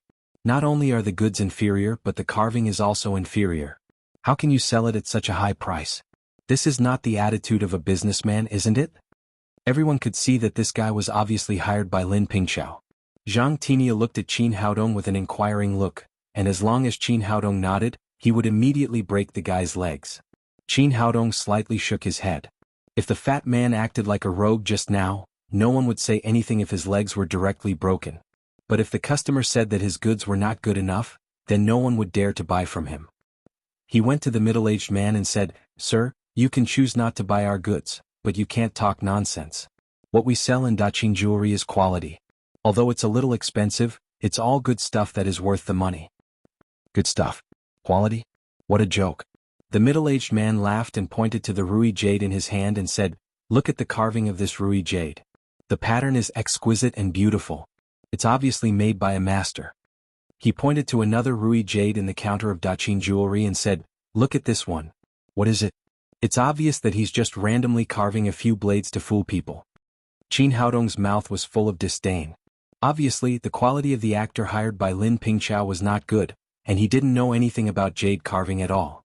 This ruby jade was made by Master Su Haichuan, and had reached the realm of simplicity and simplicity. Although there were only a few carvings, it was absolutely profound and better than the one in Qin Haodong's hand. Lin Momo was an expert in jade. She couldn't help saying, "Sir, please don't talk nonsense or you will be laughed at. Although the carving of this ruby jade in your hand is not bad, it can't be compared with the one in Daqin Jewelry."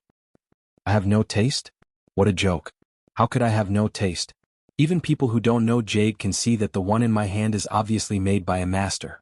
After that, the middle-aged man turned to a waiter of Pingqiao Jewelry and said, "Little girl, can you tell me which master made this ruby jade?" The waiter said, "Sir, this ruby jade is the work of Mr. Zhou Haiyang, the master of jade carving. If you don't believe it, I can ask Master Zhou to come out and meet you." The middle-aged man cried, "Great! Master Zhou is a famous carving master in Jiangnan. Please ask him to come out and let these people see who has no taste." Qin Haodong watched quietly. It was obvious that Lin Pingqiao had planned all of this. When the waiter invited a middle-aged man in his 30s out, 4 or 5 reporters with cameras rushed into the jewelry store and began to interview them on the spot. He knew one of them. It was Li Yuanyuan, who he met at the board meeting of Lin's group last time. When Zhou Haiyang came out, Li Yuanyuan immediately went to interview him. "Master Zhou, is this ruby jade made by you?" Zhou Haiyang said, "Yes, it took me 3 days to carve it. The quality is very good." "Master Zhou, are all the jade products of Pingqiao Jewelry your works?" Li Yuanyuan asked again. "You can say that some of them are made by me and some by my apprentice. But no matter which one is made by me, the quality is guaranteed," Zhou Haiyang said confidently. At the same time, the reporter's flashes kept flashing. The middle-aged man said, "Master Zhou, I just said that your work is better than the ruby jade of Daqin Jewelry, and they said that I have no taste." Zhou Haiyang smiled arrogantly. "There is an old saying in Wuxia that people of the same trade are enemies. Maybe their things are better than mine." Everyone could see that he was praising Daqin Jewelry. He was obviously saying that the ruby jade of Daqin Jewelry was not as good as the one he carved.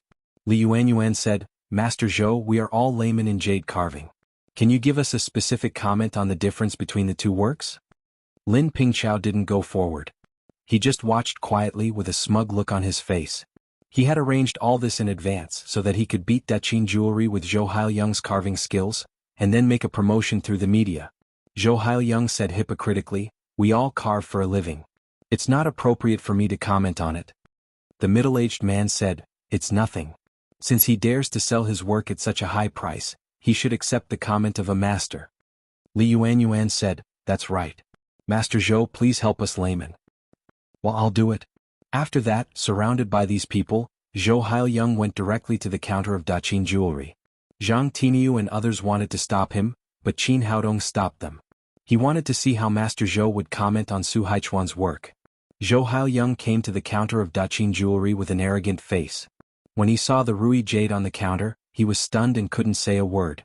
The middle-aged man didn't notice Zhou Haiyang's abnormality. He said proudly, "Master Zhou, I'm talking about this ruby jade. Although I'm a layman, you can see that the carving technique is much simpler than yours. It's like cutting corners." Li Yuanyuan said, "Master Zhou, say something. What's the difference between the two jade ruby jade?" Zhou Haiyang still didn't say anything. At this time, a cold snort came from the side. Someone said, "How dare you call yourself a master?" Everyone looked back and saw a middle-aged man in his 50s standing behind Zhou Haiyang. It was Su Haichuan. The middle-aged man said discontentedly, "Who are you? How dare you talk to Master Zhou like that? Master Zhou can't call himself a master." "Are you a master?" Li Yuanyuan said, "Yes, sir. Master Zhou is a famous master in the south of the Yangtze River. You should be polite to him." Su Haichuan sneered, "You want me to respect him? Do you think he deserves it? How can you talk like that? Why can't Master Zhou?" What else did the middle-aged man want to say? At this time, Zhou Haiyang came to Su Haichuan respectfully. He bowed deeply and said, "Master, I'm your disciple." The onlookers were shocked, including the customers who came to buy goods. No one had expected that the arrogant Master Zhou Haiyang was the disciple of the man in front of them. The middle-aged man was dumbfounded. Li Yuanyuan also opened her mouth, speechless. Su Haichuan said, "Tell me, what's the difference between my ruby jade and yours?" Zhou Haiyang said respectfully, "I don't dare to comment on your masterpiece. I've taught you for so many years, but you haven't made any progress. Look at what you've carved." Su Haichuan pointed at the ruby jade in the middle-aged man's hand and said coldly, "From today on, go back and practice hard. If you can't reach the state of simplifying and returning to the original state, don't come out and embarrass me." "Yes, master." Zhou Haiyang bowed to Su Haichuan respectfully like a primary school student, and then left the jewelry store without looking back. Lin Pingqiao was dumbfounded. Zhou Haiyang was an engraver he spent a lot of money to hire. He originally wanted to suppress Qin's engraver, but he didn't expect that Zhou Haiyang was Qin's disciple. Chapter 168. Although Zhou Haiyang had left, what happened just now was a vivid advertisement for Qin Haodong. Everyone knew that the jade here was made by a master, so the guests immediately gathered around Daqin Jewelry. Lin Pingqiao gnashed his teeth, but the price of the jade here was too high. Although there were many people watching, they still couldn't make a sale, which made him feel better. "This beautiful lady, can I have a look at that jade ruby?" A middle-aged man with a Hong Kong accent said to Nailan Wushuang. The man was about 40 years old, wearing a famous suit and a Rolex watch worth more than 1 million yuan. He was obviously a rich man. But his trachea didn't look very good. When he spoke, he was a little breathless and coughed a few times. The middle-aged man took the jade ruby in his hand and carefully looked it up and down. He couldn't help sighing and saying, "It's really a masterpiece and the quality of this jade is also good. But 30 million yuan is a little expensive. Well, I'll take it if it's 10 million yuan. Seeing the hope of making a sale, Nailan Wushuang and Lin Momo looked at Qin Haodong together, their eyes full of inquiry. In their opinion, it was a lot to sell the ruby for 10 million yuan. But they were disappointed. Qin Haodong came over and said, "This jade ruby is at least 30 million yuan, no less." The middle-aged man shook his head and said, "It's too expensive. Although it's good, it's not worth 30 million yuan. Qin Haodong didn't talk about the jade anymore. He asked, "Sir, you're not from Jiangnan, are you?" The middle-aged man said, "I'm from Hong Kong, and I'm doing business in Jiangnan." "You're a Hong Kong businessman." Qin Haodong said again, "Sir, your lungs and trachea are not very good, right?" "I do have some problems with my lungs. I often cough. I've seen many doctors, but they can't cure me." It's getting worse these years and now there are signs of asthma. The Hong Kong businessman didn't have much interest in chatting with Qin Haodong. He said, "Little brother, I want this jade ruby for good luck. Well, I'll pay 15 million yuan. If you sell it, I'll take it away. If not, I'll leave." Seeing someone offered such a high price to buy Qin Haodong's ruby jade, Lin Pingchao was so jealous. Although Pingchao Jewelry had opened several stores, the total price was less than 1 million, which was even less than a fraction of the price of Qin Haodong's ruby jade. At this time, Lin Pingchao wished he could rush over and pull the Hong Kong businessman to his side. Lin Momo also winked at Qin Haodong from time to time. In her opinion, 15 million was a lot. As long as they sold the jade ruby, they could take the lead. "Sir, I've said it before. Everything here has a fixed price. Not a penny less." Qin Haodong refused again. Lin Momo was disappointed, but Lin Pingchao was happy. Fortunately, Qin Haodong didn't sell it or he would be in trouble. The Hong Kong businessman shook his head in disappointment and turned around to leave. At this time, Qin Haodong said, "Sir, this jade ruby is not suitable for you. You can try this jade pendant." Then he reached out and took out a yellow jade pendant from the counter. It was made of the yellow jade left over from the jade roast chicken. The Hong Kong businessman shook his head and said, "I'm sorry. I want that jade ruby for good luck. I don't like this pendant." Qin Haodong said, "Don't refuse it. Try it on and you'll know. It's the most suitable thing for you." The Hong Kong businessman looked at Qin Haodong with confusion. Finally, he took the jade pendant and hung it around his neck. "Little brother, this pendant is good, but I really don't need it." The Hong Kong businessman suddenly changed his expression. It turned out that since he put on the jade pendant, a cool feeling rose from his chest. He didn't gasp or cough when he talked. He felt very comfortable from his lungs to his trachea. "What's going on? Is it because of this pendant?" The Hong Kong businessman couldn't believe it. In order to verify his guess, he took the pendant off his neck. But as soon as the pendant left his chest, the feeling of gasping in his lungs came back. He put the pendant back on and immediately felt very comfortable. Now he was finally sure that all this was caused by the pendant. The Hong Kong businessman looked excited and said to Qin Haodong, "Little brother, what's going on? Is this pendant a magic instrument?" Feng Shui was very popular in Hong Kong, so it was not surprising that the businessman knew about magic instruments. Qin Haodong said, "This is a magic instrument. There is a spell engraved on it to strengthen the body. As long as you wear it all year round, not only will your lung disease slowly recover, but it will also be good for your whole body. It can be said that you will not get sick." "That's great, little brother. I didn't expect you to have such a treasure. If it's a magic instrument, it's not expensive at all. It's even too cheap." The Hong Kong businessman pointed to the jade ruby and asked, "Is this also a magic instrument?" Qin Haodong nodded and said, "Yes, but there is a spell engraved on the ruby, which is suitable for people who are manic or infected with external diseases. That's why I said it's not suitable for you. I'll take this pendant. Little brother, do you have any good things that can make me rich?" The Hong Kong businessman asked excitedly. Although feng shui was very popular in Hong Kong and there were many masters, it was extremely difficult to find a magic instrument. He didn't expect to find so many of them here. If it wasn't for the limited amount of cash he had, he would have bought all of them in one go. In this case, he decided to choose a pendant that could strengthen the body and a magic instrument that could make money. After all, he was a businessman. The more money he made, the better. Qin Haodong pointed to an emerald picio and said, "If you want to get rich, you can choose that. The picio itself means to make money, and there is a spell engraved on it. But the price of the picio is a little more expensive. 50 million, no less." 50 million is not expensive at all. The Hong Kong businessman said excitedly. What he said was absolutely true. If this kind of magic instrument was taken to Hong Kong, the price would be at least 5 to 10 times higher. But in the eyes of others, it became a lot more strange. Lin Momo, Chi Wan-er and others all looked at the Hong Kong businessman in surprise. They thought, is he crazy? He said it was not expensive while buying things. "Little brother, I'll take both of them. Please wrap up the picio for me," the Hong Kong businessman said with a happy face. The emerald pendant was hanging on his neck, and he didn't want to take it off for a moment. Although his business in Jiangnan was not smooth, it was a great joy for him to be able to buy 2 magic instruments at once. "Pay over there. 30 million for the pendant and 50 million for the picio. 80 million in total." Qin Haodong pointed to the cashier and said. Under everyone's gaze, the Hong Kong businessman took a bank card to the cashier and quickly paid 80 million in one go. After paying the money, he happily took the 2 items and left the store. Everyone was dumbfounded.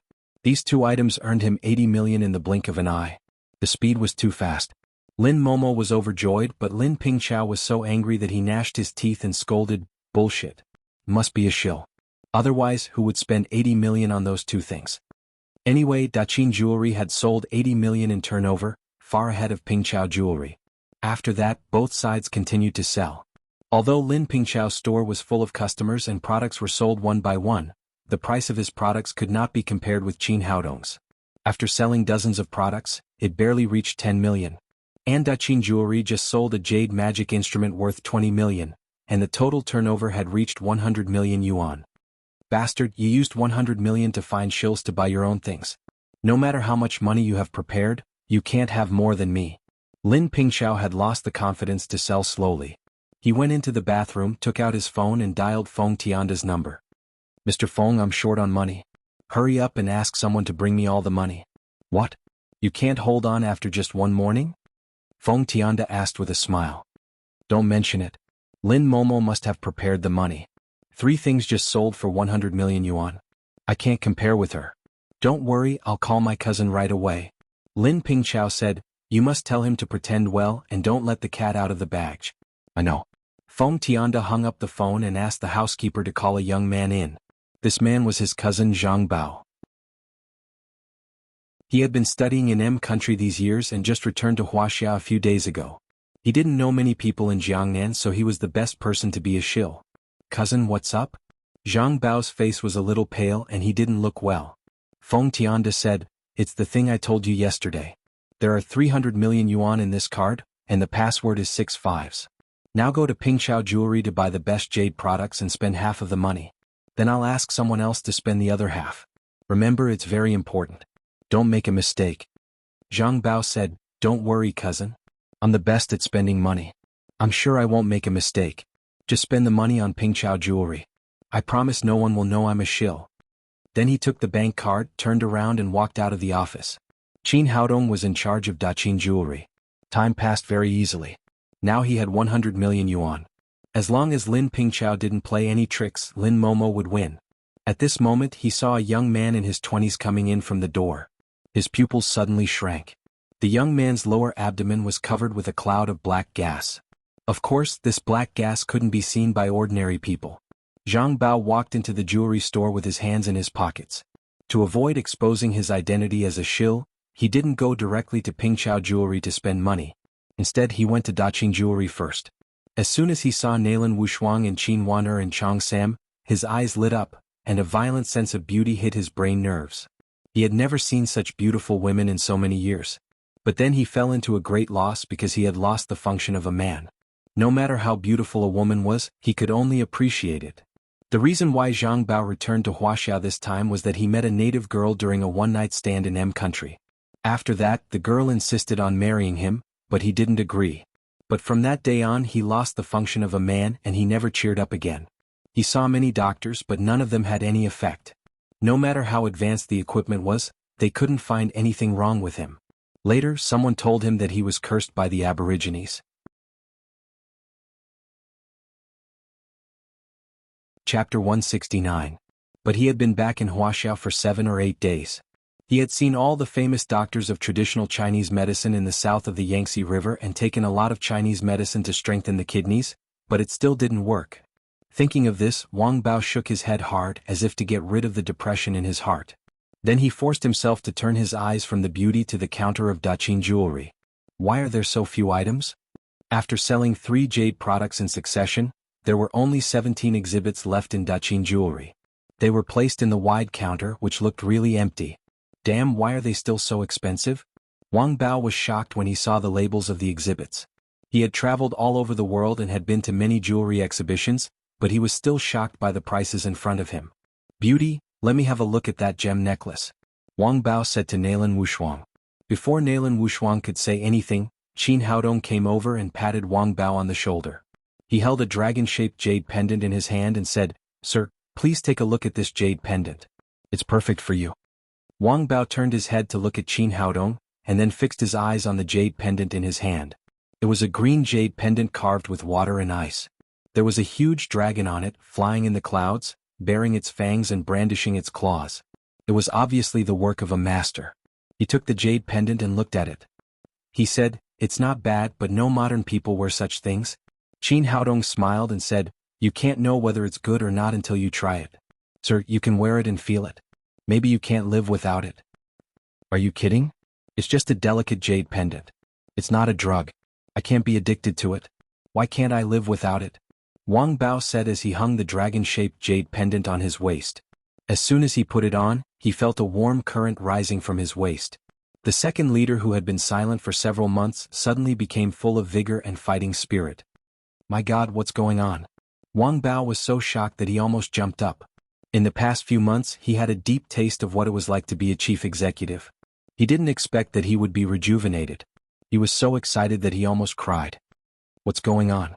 Could it be related to this thing? Like the Hong Kong businessman, Wang Bao took off the jade pendant and put it back on. He tried it a few times and finally confirmed that the jade pendant was the reason why his second-in-command could stand up again. Qin Haodong just looked at Wang Bao with a smile and said nothing. The dragon-shaped jade pendant was attached with the spell of exorcism, which could restrain the curse on Wang Bao. That was why he recommended it to him. After calming down, Wang Bao asked Qin Haodong, "Little brother, what's going on? If I'm not wrong, you've been bewitched by someone, and this jade pendant happens to have the function of strengthening the body and dispelling evil, so it's most suitable for you?" "Little brother, no, great master, I have indeed been cursed. Do you think I can still be saved?" Wang Bao looked at Qin Haodong eagerly as if he was his savior.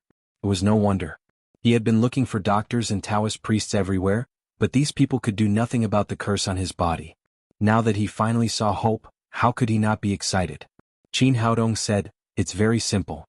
Wear this jade pendant for 3 months, and the evil qi will be removed naturally." "Great master, how much is it?" "I'll take it," Wang Bao said excitedly. 100 million yuan, no bargaining. That's too expensive," Qin Haodong said lightly. "It's not expensive as long as it's worth it.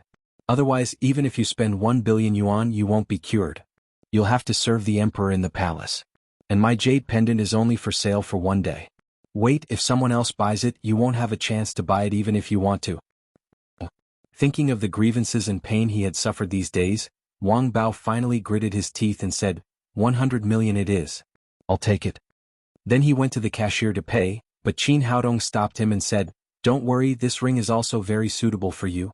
As he spoke, Qin Haodong took out a gem ring from the counter and gave it to Wang Bao. Wang Bao took the ring and put it on his finger, but he didn't feel any difference. It didn't have the immediate effect when he wore the dragon-shaped jade pendant. "Master, what's so good about this ring?" Qin Haodong said, "In fact, I'm a doctor. I just know some magic. I think you've been overused these years. Even if you get rid of the evil spell, I'm afraid you can't be a father in this life. Master, help me." After hearing this, if there weren't so many people around, Wang Bao would have knelt down and kowtowed to Qin Haodong. Relying on his good family, he had been playing around since he was a teenager. He didn't know how many women he had slept with, but it also caused him to be seriously overused. 3 years ago, when he had a physical examination, the doctor said that he had a low sperm count. He was doomed to be infertile. As he grew older, his desire for a family and children grew. Naturally, he hoped that Qin Haodong could cure him. He said eagerly again, "Master, as long as you can cure me, I'm willing to pay any price." Qin Haodong said, "The function of this ring is to constantly replenish your yang qi. As long as you know how to control your life, you can make up for the deficiency in your body in a year and be a father again." "That's great, master. How much is this ring?" "I'll buy it." "Not expensive, only 50 million. Okay, I'll pay now." Then Wang Bao rushed to the cashier to pay. Lin Momo and others were stunned, and then they felt it was funny. The scene just now was a bit familiar. Why did it feel so similar to the big hoodwinker skit on the CCTV Spring Festival Gala a few years ago? Anyway, Qin Haodong made a turnover of 150 million in a blink of an eye, which was beyond the reach of the best salesman in the world. At the cashier, Lin Ziyuan and Lin Zhigao also opened their eyes wide when they heard that Wang Bao was going to give 150 million to Daqin Jewelry. Then Lin Ziyuan looked excited, while Lin Zhigao was full of jealousy. He wanted to grab the money and give it to his son.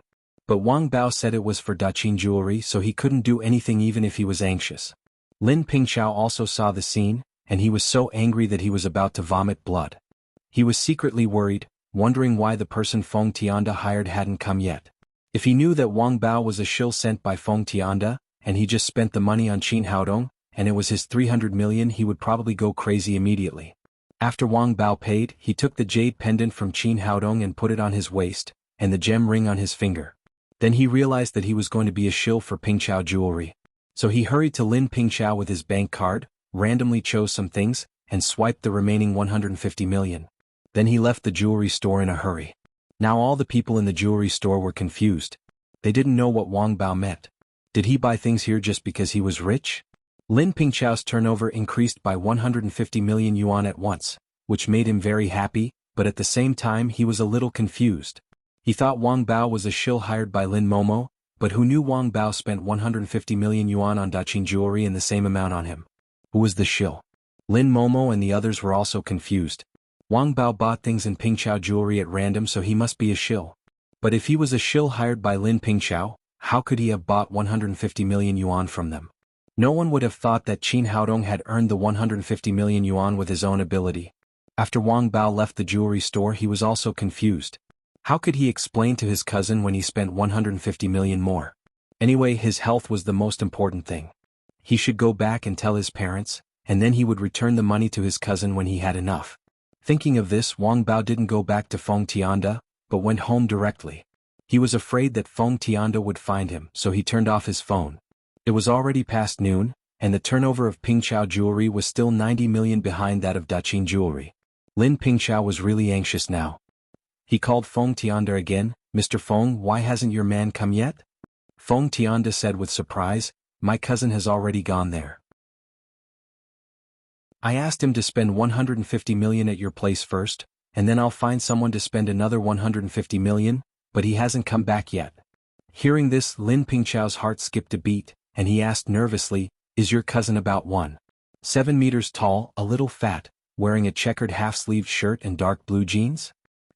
"Yes, that's my cousin Wang Bao." Feng Tianda asked, "Have you seen him?" Lin Pingqiao said, "If that man is your cousin, he has been here." "That's good. I asked him to spend 150 million at your place. Did he do it?" Lin Pingqiao said with a pale face, "He did spend 150 million at my place, but I don't understand why he also spent 150 million at Lin Momo's place." Feng Tianda said with surprise, "Wang Bao also spent money there?" "That's impossible. I asked him to bring the money back." "It's not impossible. I saw it with my own eyes. He did spend 150 million at Qin Haodong's place and bought 2 things. Is he crazy?" Feng Tianda was also confused, and he said, "Don't worry, I'll call him now." Then he hurriedly hung up the phone with Lin Pingqiao, and then dialed Wang Bao's number. "Sorry, the number you dialed is not available." Feng Tianda called several times in succession, and the same tone came from the other side. "What the hell, this guy is so unreliable." He cursed with annoyance. Although his aunt's assets were not as strong as Feng's group, they still had billions, so he was not afraid that Wang Bao would go back on his word. But he couldn't raise so much money in a short time. At this time, Lin Pingqiao called again. "Mr. Feng, how's it going? Did you find the money? Call me as soon as possible. I'm really in a hurry, and I still need 100 million turnover from Lin Momo." Feng Tianda said, "I don't know where Wang Bao is and his phone is turned off. I can't do anything about it." Lin Pingqiao became anxious and cried, "Mr. Feng, how can you do this? Hurry up and think of a way to get me another 150 million, or else I'll really lose this competition."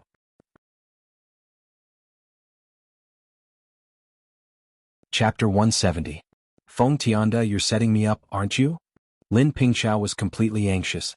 He cried with bloodshot eyes, "If there's no money, I'll lose this game. I can't be the president of Lin's family, and I can't get back all the money I invested. What do you want me to do?" "Lin Pingqiao, don't forget who you're talking to." Feng Tianda said, "I've been helping you all the time. Without my help, how could the Jade Gang stop supplying to Lin's family? Without my help, where can you find so many raw materials of jade?" Lin Pingqiao also knew that he was too harsh just now. He calmed down and said, "But if there's no follow-up money now, I'll lose this game.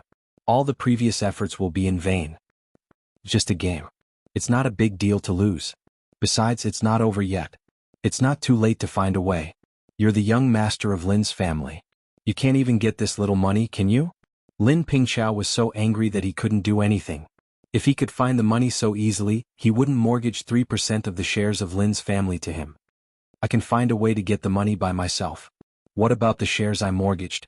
Feng Tianda said lightly, what else can you do? The shares are in the hands of the board of directors. I'll give them back to you when you get back 300 million. If you can't get them back, there's nothing I can do. Lin Pingchao said angrily, but you only gave me 150 million. Stop it. Hurry up and find a way to get the money. Feng Tianda didn't give Lin Pingchao a chance to speak. He hung up the phone directly. Feng Tianda, I'll F***CKU. Lin Pingchao roared at the phone, which scared the others in the bathroom. They thought he was a psycho. They pulled up their pants and ran out. But he also knew it was not the time to lose his temper. The most urgent thing was to find the money. After thinking for a while, he dialed Zhang Xiuying's phone and said, Mom, no matter what you do now, whether you borrow money or mortgage all the houses and shares of the family, you must get me 200 million before 4 p.m., or we'll lose this game. Son, where can I get so much money in such a short time? How about we give up and the loss will be smaller? Bullshit. Lin Pingchao didn't care that it was his mother on the phone. He roared crazily, for PM, if you can't find the money, I'll kill myself. He was like a gambler who had lost so much that he was hysterical. He wanted to fight Lin Momo to the death at all costs. He was hysterical and would fight with Momo to death with Lin Momo at any cost. Zhang Xiuying was scared by Lin Pingchao. She hung up the phone and hurried out of the house. First, she borrowed 100 million from Zhao Zhongchen. Then she mortgaged several properties of her family and got another 100 million loan. At 4 p.m., T Lin. Lin Pingchao. T Shi. T Lint right. Lin's. T Lin. And Lint right L Lint, T. He wanged he the same that you he. T he said I he wang he. As for Qin Haodong, although he sold a product worth 20 million yuan, the total turnover was only 270 million yuan, which was 100 million yuan lower than Lin Pingchao's. Lin Pingchao calmed down when he saw he was in the lead. He looked up at the clock on the wall and then at Qin Haodong. He felt proud. There's less than an hour left until the agreed time of 5 p.m. I'd like to see where you guys can find 100 million. Lin Momo, although the turnover of 250 million was far beyond her imagination, she would lose the game if it went on like this. Seeing her anxious look, Qin Haodong said calmly, don't worry. The big buyer will be here soon. What big buyer? You're hiding something from me, aren't you? Lin Momo asked. Just then there was a commotion at the door. More than a dozen luxury cars stopped in front of the door. More than a dozen people got off the cars and walked to the jewelry store, surrounded by many bodyguards. Look, the big buyer is here. After saying that, Qin Haodong waved to Zhang Tiniu and others. Go out and bring the guests in. Zhang Tiniu answered and went out. Soon more than a dozen people walked into the jewelry store. They all wore masks and sunglasses as if they were afraid of being recognized. The leader was a tall woman. Although she wore a mask and sunglasses, her unique temperament could not be hidden. After entering the store, the woman looked around and saw Qin Haodong. She walked over with a smile, took off the mask and sunglasses, and gave them to the assistant next to her. Oh my God, am I seeing things? Isn't this the big star Ouyang Shanshan? Ouyang Shanshan. It's really Ouyang Shanshan. Goddess, can I have your autograph? Goddess, can you take a picture with me? Many people immediately rushed up to Ouyang Shanshan when they saw her. However, Qin Fugui and his men protected Ouyang Shanshan closely. With the cooperation of Zhang Tiniu, they directly blocked these people out of the crowd. Then the people behind Ouyang Shanshan also took off their masks and glasses. Suddenly, the commotion at the scene became louder and louder. These people were all famous stars in Wuxia. There were handsome men and beautiful women. The jewelry store suddenly became full of stars. Fortunately, there were not too many guests in the store, so the situation could be controlled. Ouyang Shanshan took a few steps forward and came to Qin Haodong. She said, Mr. Qin, these are all my friends. Let's see what good treasures you have in your store. Next, she introduced all the stars behind her to Qin Haodong. These people all came forward to greet Qin Haodong with extremely respectful expressions. None of them were arrogant at all. The onlookers were stunned. They didn't know who this young man was and why so many big stars were so respectful to him. They didn't know that before they came, their boss, Lu Huaqiang, had given a strict order to these people. They should treat Qin Haodong the same way they treated his father. If anyone dared to make Qin Haodong unhappy, they would immediately be given the cold palace and banned for life. Because of this, these big stars put away their arrogance and put on a flattering smile on their faces. Ouyang Shanshan received a call from Qin Haodong, so she came with her friends in the entertainment circle to support him.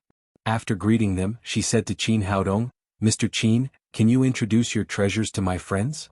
Our great Qin Jewelry's jadeite products are all made from the best jadeite materials and carved by master sculptors.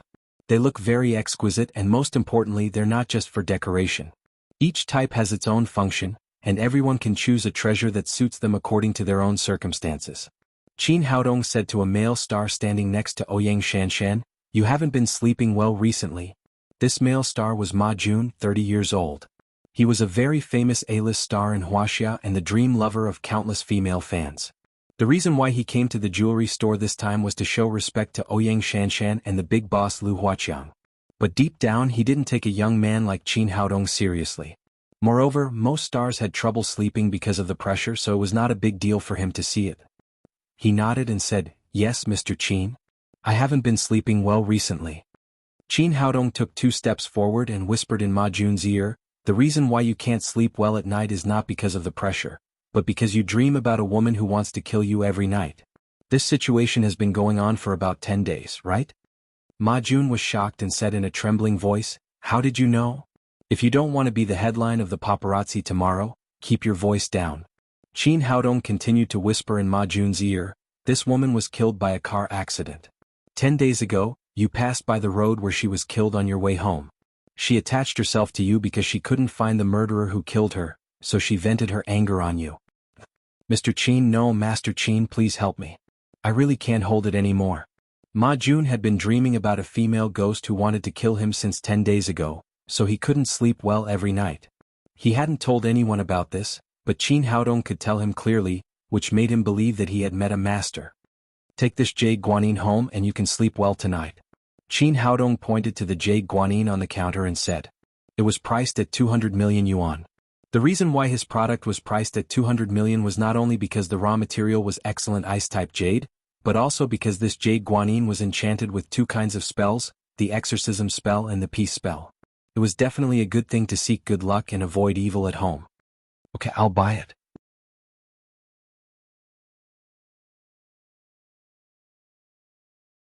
Chapter 171.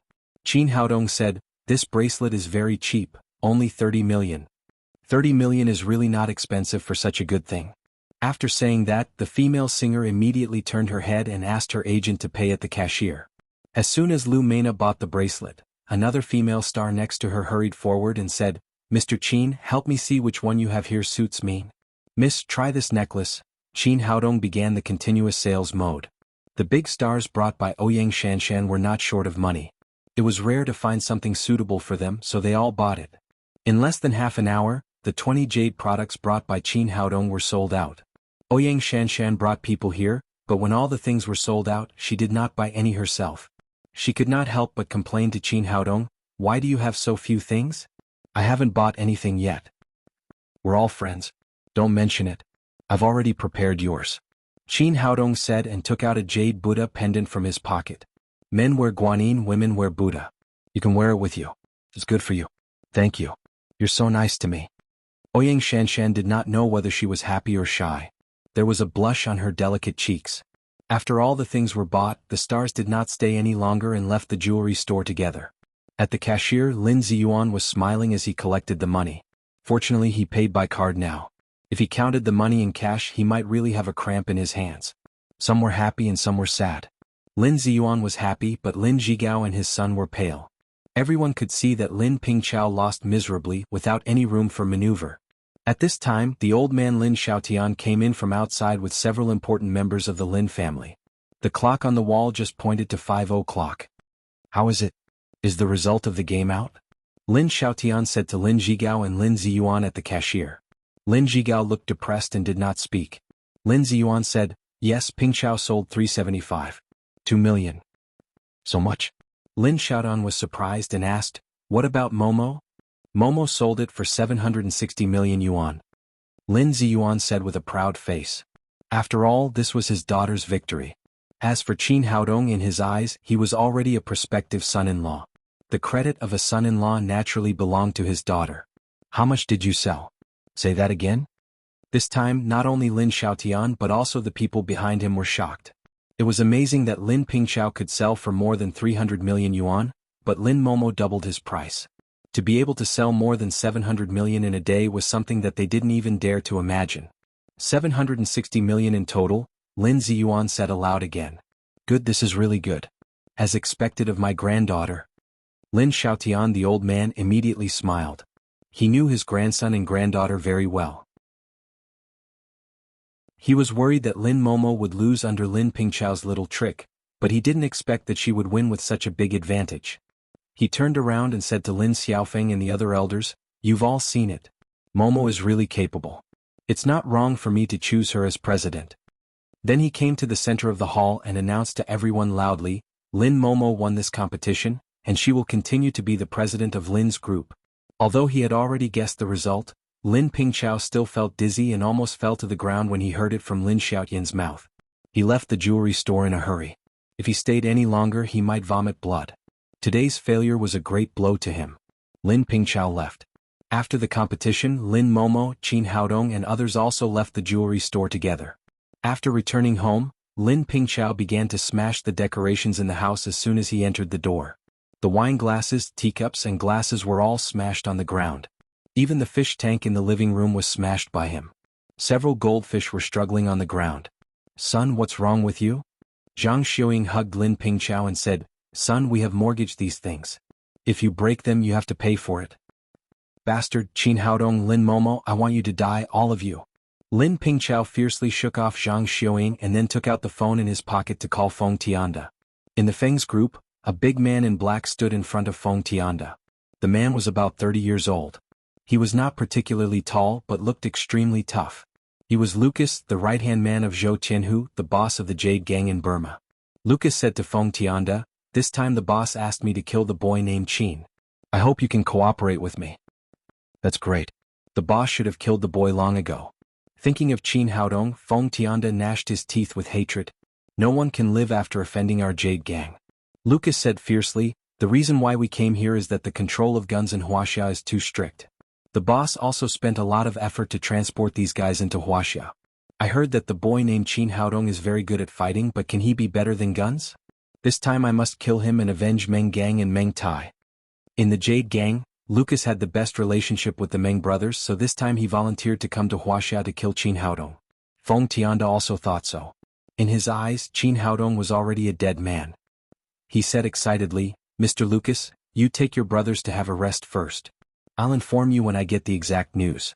We have to kill Qin Haodong with one blow and not give Qin Haodong a chance to escape." After that, he asked the housekeeper to take Lucas and a dozen of his men to have a rest. As soon as these people left, his phone rang. Feng Tianda glanced at the caller ID. It was Lin Pingqiao. He pressed the answer button. As soon as he pressed the answer button, he heard Lin Pingqiao's crazy roar. "Feng Tianda, find someone to help me kill Qin Haodong and Lin Momo." Feng Tianda smiled. There was no doubt that Lin Pingqiao lost the game. He said methodically, "Child Lin, it's against the law to kill people. I won't do this kind of thing. If you want to do it yourself." "Do you think I don't want to? I found someone to do it 3 times before. Unfortunately, the bitch ran away.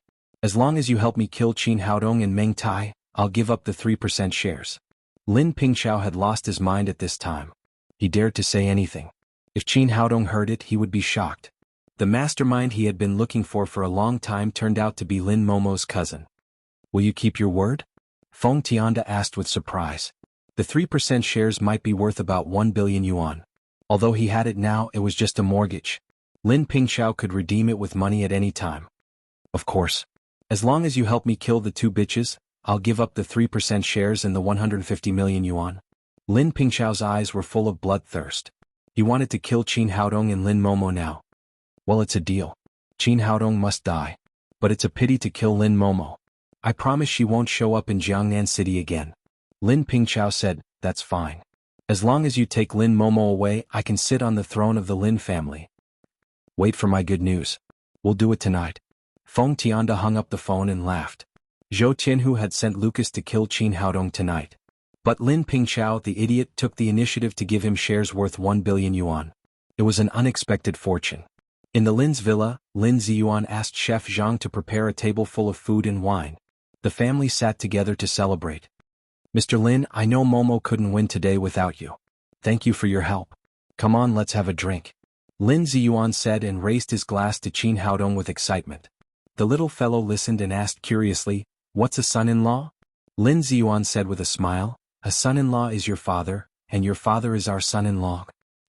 The little fellow nodded as if she understood, but then she asked, "Should I call him Papa or son-in-law?" Lin Ziyuan gently pinched her little face and said with a smile, "Of course you should call him Papa. I'm the one who calls him son-in-law." Lin Momo blushed and said, "Dad, what nonsense are you talking about?" "Nonsense? From today on, Haodong is the son-in-law of the Lin family." Lin Ziyuan said and raised his glass to Qin Haodong. "Come on, son-in-law, let's get drunk today." The old man really did what he said. After a few glasses of wine, he fell unconscious on the table. Qin Haodong felt funny for his father-in-law's drinking capacity was too poor. After a while, the little fellow also finished eating and ran out to play with Damao and Ermao. Only Qin Haodong and Lin Momo were left at the table. Because of the alcohol, Lin Momo's cheeks had a touch of red, and she looked particularly shy and attractive. She raised her glass to Qin Haodong and said, "Thank you so much today."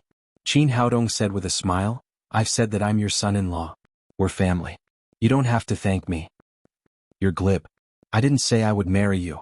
Lin Momo said, "The raw materials of the goods sold today are yours, and the products are all made by you. I'm a little embarrassed that all the money from the sale was taken into Lin's group. Today's sales were 760 million yuan, which was a big loss." Qin Haodong said, "It's nothing. I'm already your son-in-law. This money is my betrothal gift."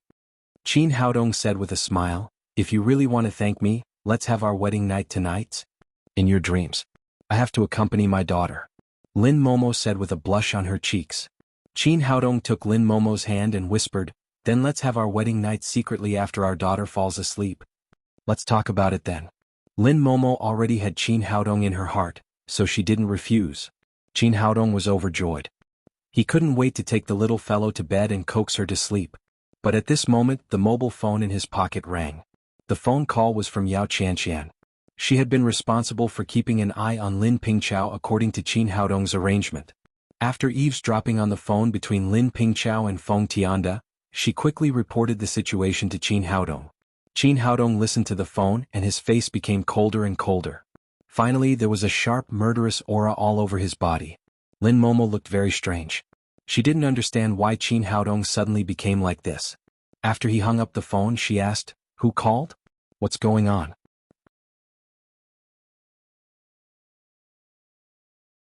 Chapter 172. Found him? Lin Momo asked in shock, "Who is it? Who wants to kill me?" "It's Lin Pingqiao." Qin Haodong briefly told her what Yao Qianqian had heard. Lin Momo plopped down on the sofa and murmured, "How could this be? How could this be? It's just the position of president. Is it necessary to be so cruel? I'm his cousin. In some people's eyes there is only profit, no family." Qin Haodong said with a murderous look, "Anyone who dares to hurt my woman must die." "Haodong, what are you going to do?" Lin Momo asked nervously. "Don't worry about it. I'll deal with it." In Feng's group, the housekeeper hurried to Feng Tianda's office. After entering the door, he said, "Young master, our people just saw Qin Haodong and Lin Momo driving away from Lin's villa. They went out of the city together." "So late. What are they doing out of the city?" Feng Tianda asked. "I don't know, but they looked very excited and didn't bring bodyguards. It seems that they are going out for a ride. Maybe they won the game today and want to go out to celebrate." "Celebrate? A ride? It's all good things today. It seems that God is helping people when they are lucky." Feng Tianda smiled very proudly. The Jade Gang sent killers. Lin Pingqiao gave 3% of the shares, and Qin Haodong and Lin Momo ran out of the city very cooperatively. Good things happen one after another today. All he needed to do was to reap the benefits. Since they want to go for a ride, let's go to hell for a ride. A cruel look appeared on Feng Tianda's face. He said to the housekeeper, "Hurry up and call Mr. Lucas. Tell him the opportunity has come. Let's act now." Outside Jiangnan City, the night was cool and the moonlight was like water. Everything looked so beautiful. On the road, a red Ferrari convertible was driving forward unhurriedly. Lin Momo sat in the passenger seat and enjoyed the cool night wind. She said to Qin Haodong, "It's so late. Where are we going?" Qin Haodong smiled and said, "To go fishing." Lin Momo looked confused. "Fishing? Where should I go fishing? Besides, we didn't bring any fishing gear. Jiang Taigong used a straight hook to fish, but we don't need a hook at all. Qin Haodong smiled and said, the big fish will come by themselves in a moment. Lin Momo understood and said, you mean Lin Pingchao? He's just one of them. We need to catch a lot of them. After Qin Haodong said that, he faintly saw from the rearview mirror that several black cars were catching up from behind. The fish is here. As he spoke, he turned the steering wheel and drove the sports car off the road, heading towards a remote road. Lucas rushed out of the Feng's group with a dozen of his men. Following Feng Tianda's guidance, they soon found the sports car in front of them. But at that moment the sports car seemed to have noticed them. It turned into a small road. What an idiot. If their sports car was on the highway, it would be really troublesome for us to catch up. Now that they're on a small road, the superior performance of their sports car can't be displayed at all. Looks like they're really looking for death. Lucas waved his hand and shouted at the driver, hurry up and chase after them. There's no one in the wilderness. It's King good place to kill. Although they came to Wuxia, they were still very afraid of the Wuxia police. It should be noted that Wuxia had very strict control over guns. If they did it in the urban area, it would be easy to be discovered by the police. Maybe it would cause big trouble. Now, Qin Haodong and Lin Momo came to the wilderness together, which was tantamount to creating an opportunity for them to do it. After receiving the order, the drivers of these cars all stepped on the gas pedal. In the harsh roar of the engine, several cars quickly caught up with the sports car. After a while, they found that the sports car stopped at the foot of a small hill. Qin Haodong and Lin Momo stood hand in hand at the back of the sports car. In the bright moonlight, the handsome man and the beautiful woman had a feeling of floating in the air. Lucas seemed to feel something wrong, but he didn't care. They all had guns in their hands. How could they be afraid of the unarmed young man in front of them? He got out of the car with his men and surrounded Qin Haodong and Lin Momo. But for the sake of safety, they still kept about 10 meters away from them. Lucas pointed at Qin Haodong with the AK in his hand and shouted, boy, you must die today. Let that woman come here and we can spare her life. Qin Haodong looked at Lucas and said with a smile, when Meng Tai came last time, I told him that this is Wuxia and it's not the place for you Burmese guys to mess around. But he didn't listen to me and ended up like that. This sentence is also suitable for you now. Hurry up and kneel down with your men to beg for mercy, and then you can have a way to live. Otherwise you can die with them. Boy, you're looking for death. After saying that, Lucas waved his hand to his men and said, shoot him into a sieve. As soon as his voice fell, before his men could even raise their guns, 6 or 7 black shadows suddenly sprang out like ghosts, and in the blink of an eye, all of them fell to the ground. These people were naturally the divine mercenaries hiding in the dark. Saber and his men had reached the peak of the 8th level of overt power. Coupled with their rich experience, it was easy for them to deal with these ordinary people. Lucas's men were knocked out before they even saw who their opponents were. Lucas was shocked. He didn't expect Qin Haodong to have so many masters here. He quickly raised the gun in his hand and pointed it at Qin Haodong. He shouted to Saber and the others, don't move or I'll kill him immediately. Originally he wanted to take a hostage, but when he shouted halfway, his whole body shook, and there was an inch-long silver needle in his chest. Now he couldn't move anything except his mouth, and his whole body was out of control. Bastard, what did you do to me? Lucas completely panicked. Only now did he understand why Meng Tai and Meng Gang were killed without a sound after they came to Wuxia. He had never seen such a strange method before. Qin Haodong came to Lucas, took the AK and threw it to Saber next to him. Then he kicked him to the ground and asked, tell me, who are you and what's your purpose in coming to Wuxia?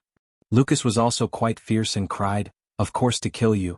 No matter who you are, as long as you offend our Jade Gang, there is only a dead end. Jade Gang? I'll flatten it sooner or later. Then Qin Haodong ignored Lucas and turned to Saber and said, keep these guns.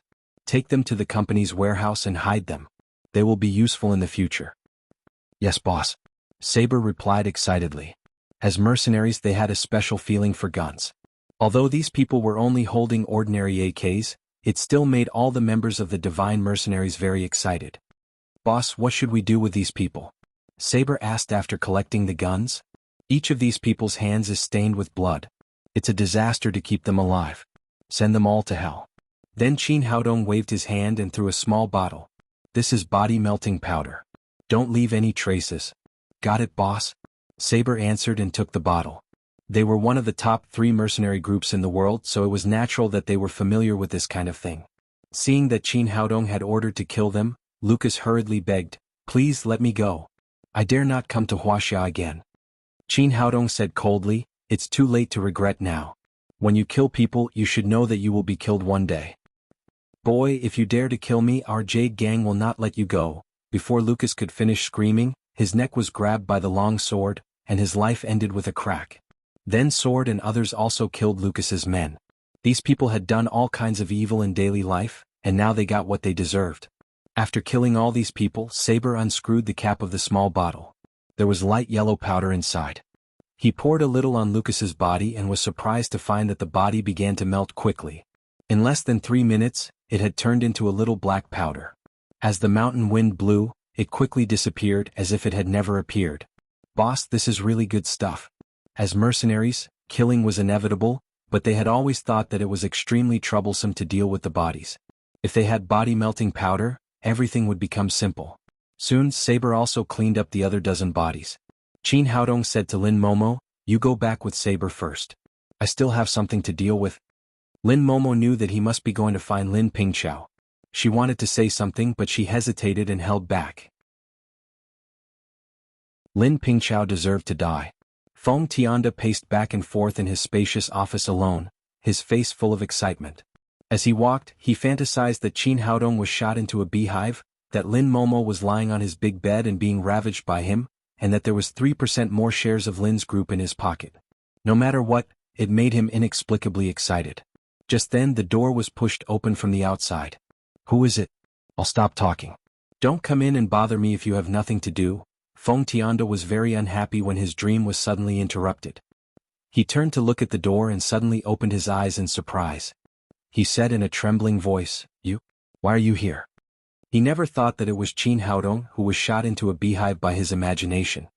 "Master Feng, didn't you send people to look for me everywhere? Why am I not welcome when I come to you?" Qin Haodong went straight into the office and sat on a sofa next to Feng Tianda, looking at him with a playful face. Feng Tianda cursed Lucas in his heart. He brought so many people and so many guns but still let Qin Haodong kill him here. What a waste. But he dared not say it out. He forced himself to calm down and said, "Qin Haodong, I don't know what you're talking about." Qin Haodong ignored him and said to himself, "Feng Tianda, you can live a comfortable life as a rich man, but you just have to provoke me.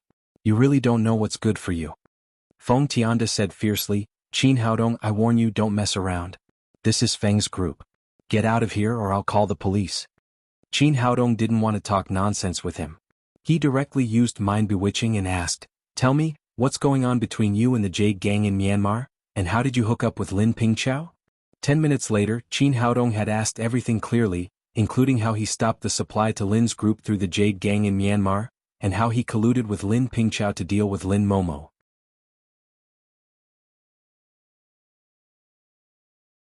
Chapter 173. Late at night, the hustle and bustle of Jiangnan City slowly faded away, and everything seemed to fall asleep. But at this time, there was a great disturbance on the internet. Feng Tianda, the CEO of Jiangnan Feng's group, made a live video broadcast on a video platform on the internet to confess to the world. He not only listed all his bad acts of eating, drinking, gambling and playing with women over the years, but also clearly stated that the Feng's group colluded with the Myanmar Jade gang to smuggle raw jade gemstones, evade taxes and many other dirty acts.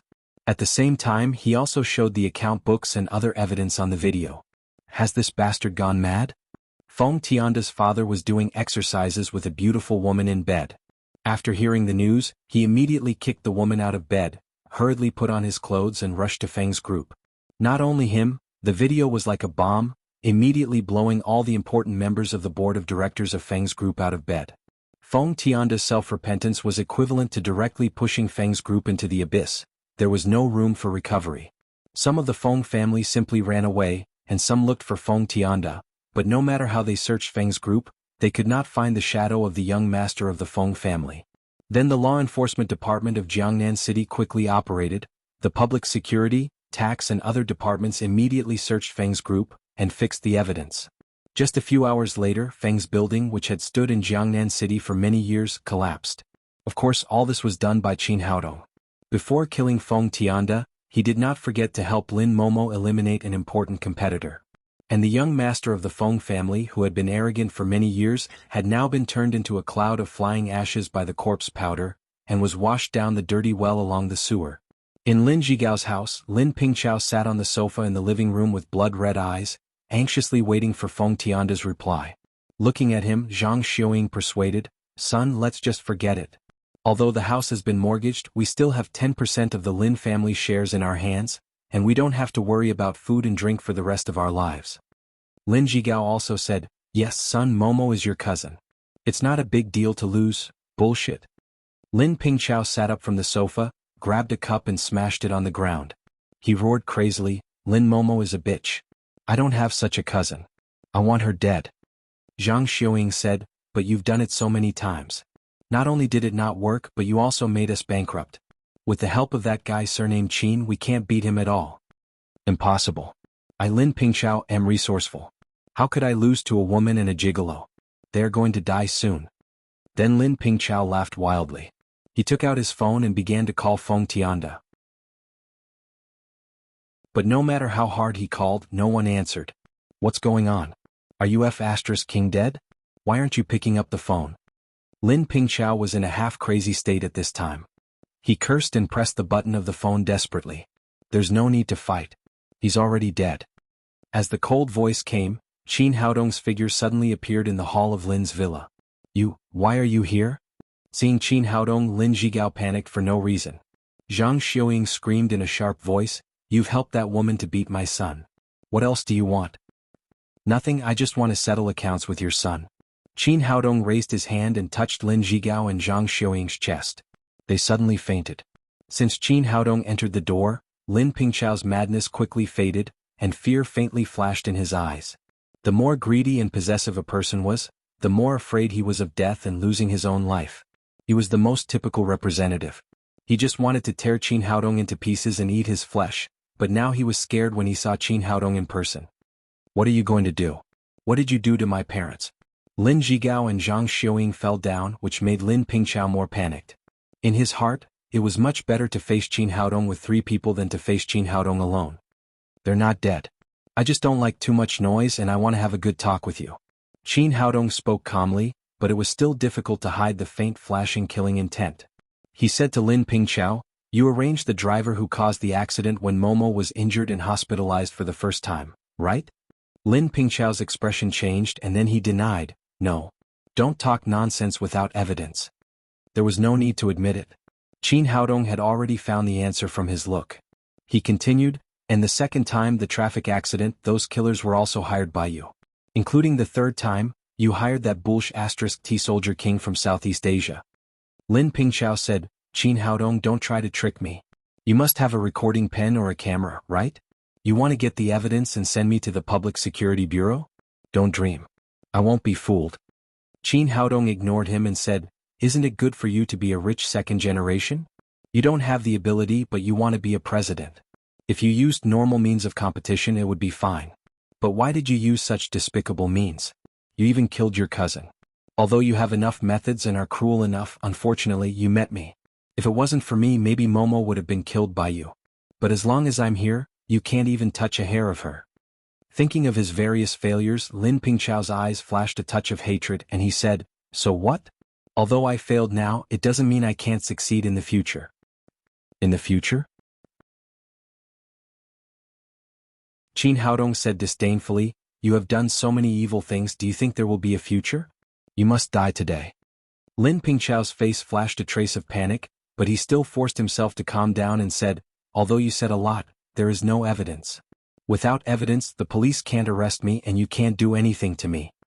"Idiot, you really don't have a long memory. I told you I'm not the police and I don't need evidence.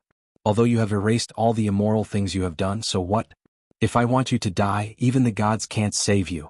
Feeling the monstrous killing intent released by Qin Haodong, Lin Pingqiao was completely panicked. He stepped back and said, "Qin Haodong, I warn you, don't mess around. Killing is against the law." "Against the law? Go to hell and sue me." Qin Haodong patted on Lin Pingqiao's chest, and the green with genuine qi directly broke his heart meridian. It was already 2 o'clock in the morning when they returned to Lin's villa. Qin Haodong gently opened the bedroom door and saw the little fellow sleeping soundly, while Lin Momo was sitting on the bed, without even changing her clothes. "Momo, why are you still awake?" Qin Haodong sat close to Lin Momo, put his arm around her shoulder and whispered, "How can I sleep without you back?" Lin Momo said, "How is Lin Pingqiao? Are you worried about him or me?" Qin Haodong said, "Of course I'm worried about you. Lin Pingqiao has killed my mother and my daughter. He has lost his humanity. It has nothing to do with me whether he is dead or alive. You don't have to worry about me. Look, I'm fine." Qin Haodong's face changed and he said in a cold voice, "You and the little fellow are my reverse scale. Whoever dares to hurt you must die even if he is God. Nothing will happen to you if you really kill him, right?" Lin Momo said nervously. Although she had seen a lot of death recently, she was an ordinary person after all. "Don't worry. Trust me. Nothing will happen," Qin Haodong said and held Lin Momo tightly in his arms. "I won't let anything happen to me. I have to take care of you and Tang Tang, and protect you from being wronged for the rest of your life. Haodong, thank you for doing so much for me," Lin Momo said affectionately. "Oh, do you want to marry me?" Qin Haodong said with a smile. Lin Momo looked up and hugged Qin Haodong.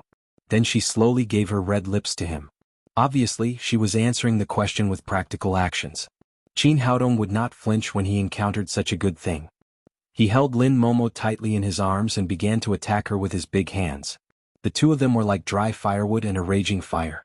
But when the raging fire was out of control, Qin Haodong suddenly sniffed and asked, "What's that smell?" Lin Momo also sobered up a little and said, "I smell it too.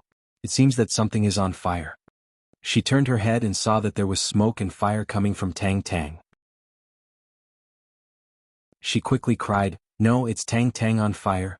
How could there be a fire when she was sleeping? But at this time, Qin Haodong could not care so much. He quickly got up from Lin Momo and held the little fellow in his arms.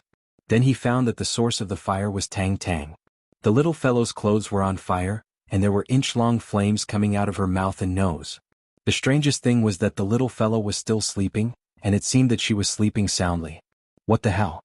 What the hell is going on? Did I give birth to a fire baby? Just as he was letting his imagination run wild, the clothes on his body began to catch on fire. "Call someone to put out the fire," Qin Haodong told Lin Momo, and then rushed to the bathroom with the little fellow in his arms. There was no other way but to put out the fire with water. After rushing into the bathroom, Qin Haodong turned on the shower head, and then the father and daughter stood together. Under the fierce washing of the water, the flames on the two of them finally went out. At this time, the little fellow also woke up from her sleep. "Papa, what are you doing? Why are you taking a shower with me in your arms?" the little fellow asked in a daze. Qin Haodong turned off the shower head and said, "Don't say that. If Papa hadn't reacted quickly, the house would have been on fire." At this time, Saber and the others also helped Lin Momo put out the fire in the bedroom and rushed to the bathroom. Qin Haodong said to Saber and the others, "It's all right. You can go back." "Haodong, what the hell is going on? Why is there a fire all of a sudden?" Lin Momo asked with a worried face. "It seems that there is something wrong with Tang Tang," Qin Haodong said as he held Tang Tang with one hand and began to feel her pulse with the other. It took Qin Haodong 5 minutes to feel the pulse, and then Qin Haodong slowly withdrew his right hand. "Papa, why are you holding Tang Tang's wrist?" The little fellow did not understand what had just happened. She asked curiously, "Haodong, do you see anything wrong?" Lin Momo was worried to death when she heard that her daughter had a physical problem.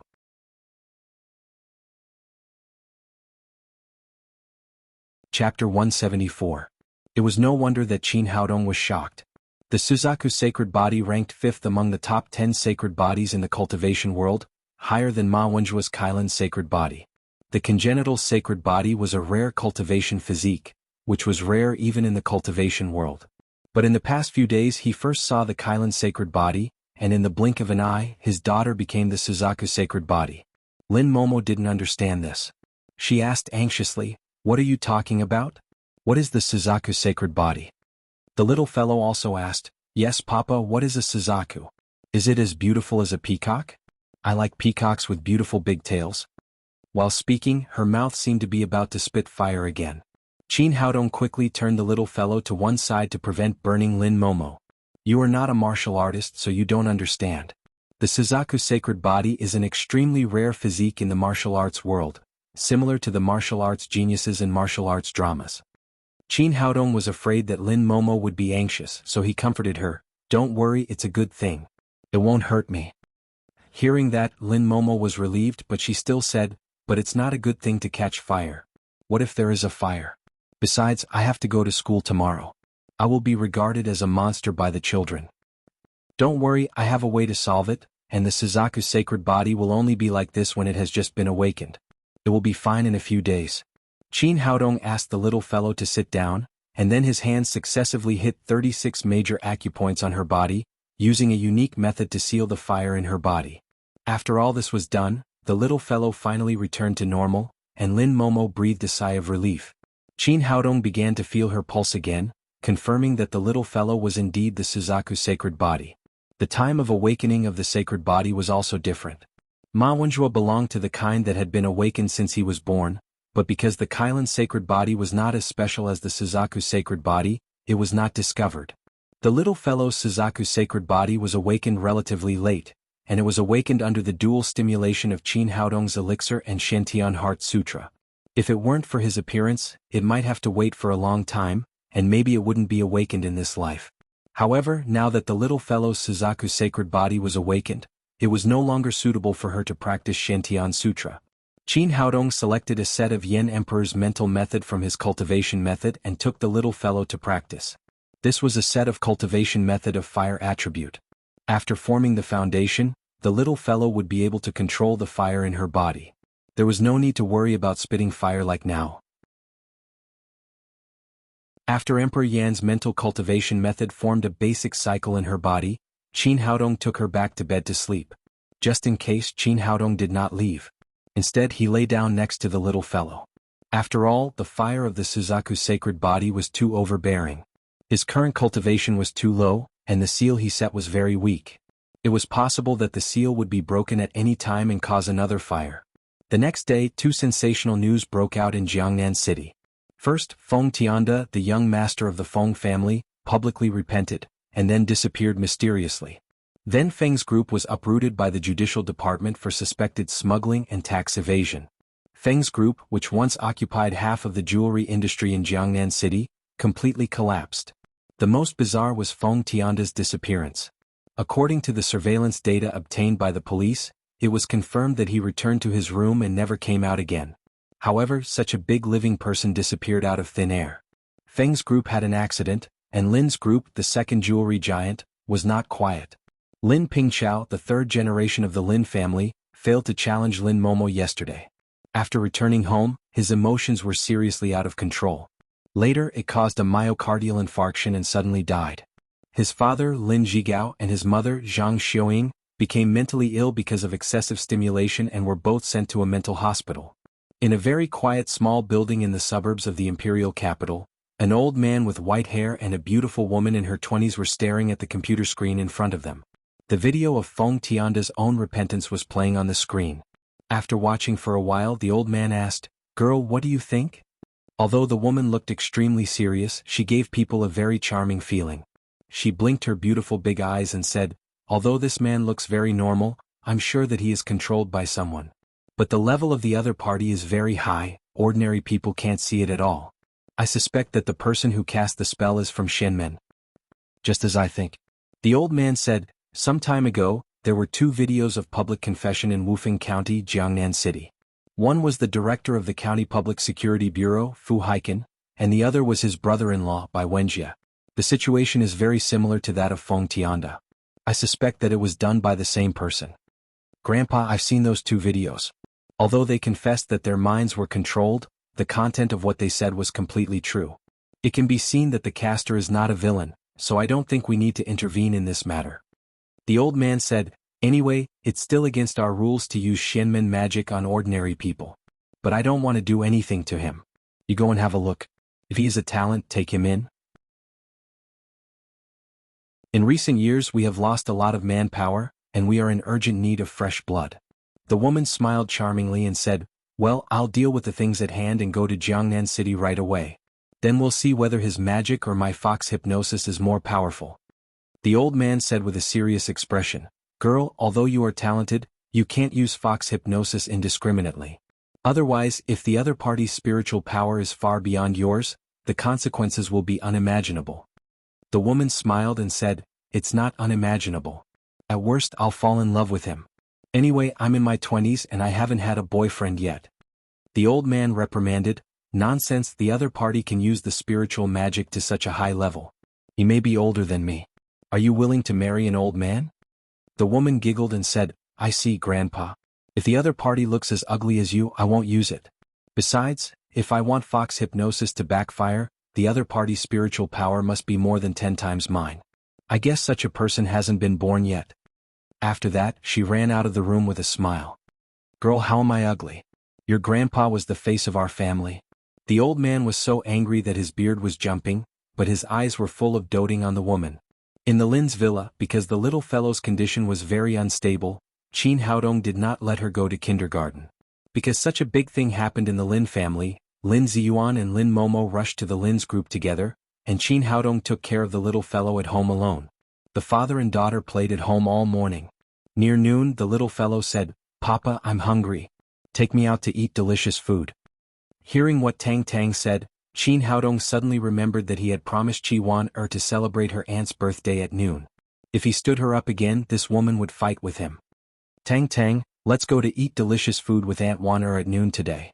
After Qin Haodong said that, he quickly took out his mobile phone and dialed Qi Wan's number. Seeing that it was noon again, Qin Haodong had not done anything. Qi Wan was sitting in front of the computer angrily. Just then the phone rang. Looking at the caller ID and seeing that it was Qin Haodong, she immediately became happy and said, "I thought you were going to stand me up again. How could I dare? I dare not offend Aunt Wan." Qin Haodong said with a smile, "What do you want to eat at noon?" "My treat." Qi Wan said, "Let's eat Western food. I haven't had steak for a long time." After the awakening of the holy body, the little fellow had excellent hearing. She clearly heard the conversation between the two people and immediately shouted happily, "Great! Great! I haven't had steak for a long time. I want to eat fruit salad." Qi Wan originally wanted to eat with Qin Haodong. After hearing the little fellow's shout, she was slightly surprised and asked, "Didn't you go to kindergarten today?" "Tang Tang is not feeling well today. I'll take care of her at home. Is it okay for the three of us to eat together?" Qi Wan said, "Of course, I like you the most. Aunt Wan, I like you too." The little fellow shouted into the microphone, "Tang Tang, come on, I'll take you to eat delicious food." Qi Wan really liked the little fellow very much. She even dreamed of giving birth to such a lovely little girl in the future. Half an hour later, Qin Haodong and Qi Wan walked into a Western restaurant with the little fellow. Because the three of them were so good-looking, a handsome man, a beautiful woman, and a super cute little fellow immediately attracted many people's attention. The three of them chose a private room and began to sit down and enjoy lunch together. Qin Haodong first filled the little fellow's drink, then raised his glass to Qi Wan and said, "Come on, let's have a toast. Happy birthday to Aunt Wan." Hearing Qin Haodong mention this, Qi Wan's cheeks turned red, but she still raised her glass and touched it. Before she took back her glass, the little fellow raised her drink and shouted, and me, I also want to wish Aunt Wan a happy birthday." Qin Haodong and Qi Wan were both embarrassed, but they still touched their glasses with the little fellows, and then the three of them took a sip together. However, the embarrassment did not end there. After the little fellow put down her drink, she held Qi Wan's arm and asked, "Aunt Wan, where is Aunt Wan? Why doesn't she come to eat with us on her birthday?"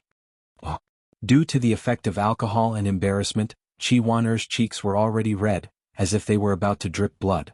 The little fellow continued to say, "Aunt Wan, why don't you prepare a cake for Aunt Wan's birthday? Shouldn't we blow out candles and eat cake on birthdays?" Qin Haodong was convulsing with laughter. Qi Wan glared at him and said, "You're talking nonsense. Explain." Well, Qin Haodong suddenly couldn't laugh. How could he explain such a difficult question? After thinking for a long time, he finally said, "Tang Tang, Aunt Wan's relative comes once a month, and now she has left. We said celebration just to show respect, so there's no need to prepare a cake." The little fellow nodded as if she understood, then raised her head and asked, "Papa, do you have Aunt Wan?" Puff, Qi Wan spat out the red wine in her mouth. Fortunately, she reacted quickly and did not directly spit on Qin Haodong. Qin Haodong said awkwardly, "Papa doesn't even have a mother. How can I have Aunt Wan?"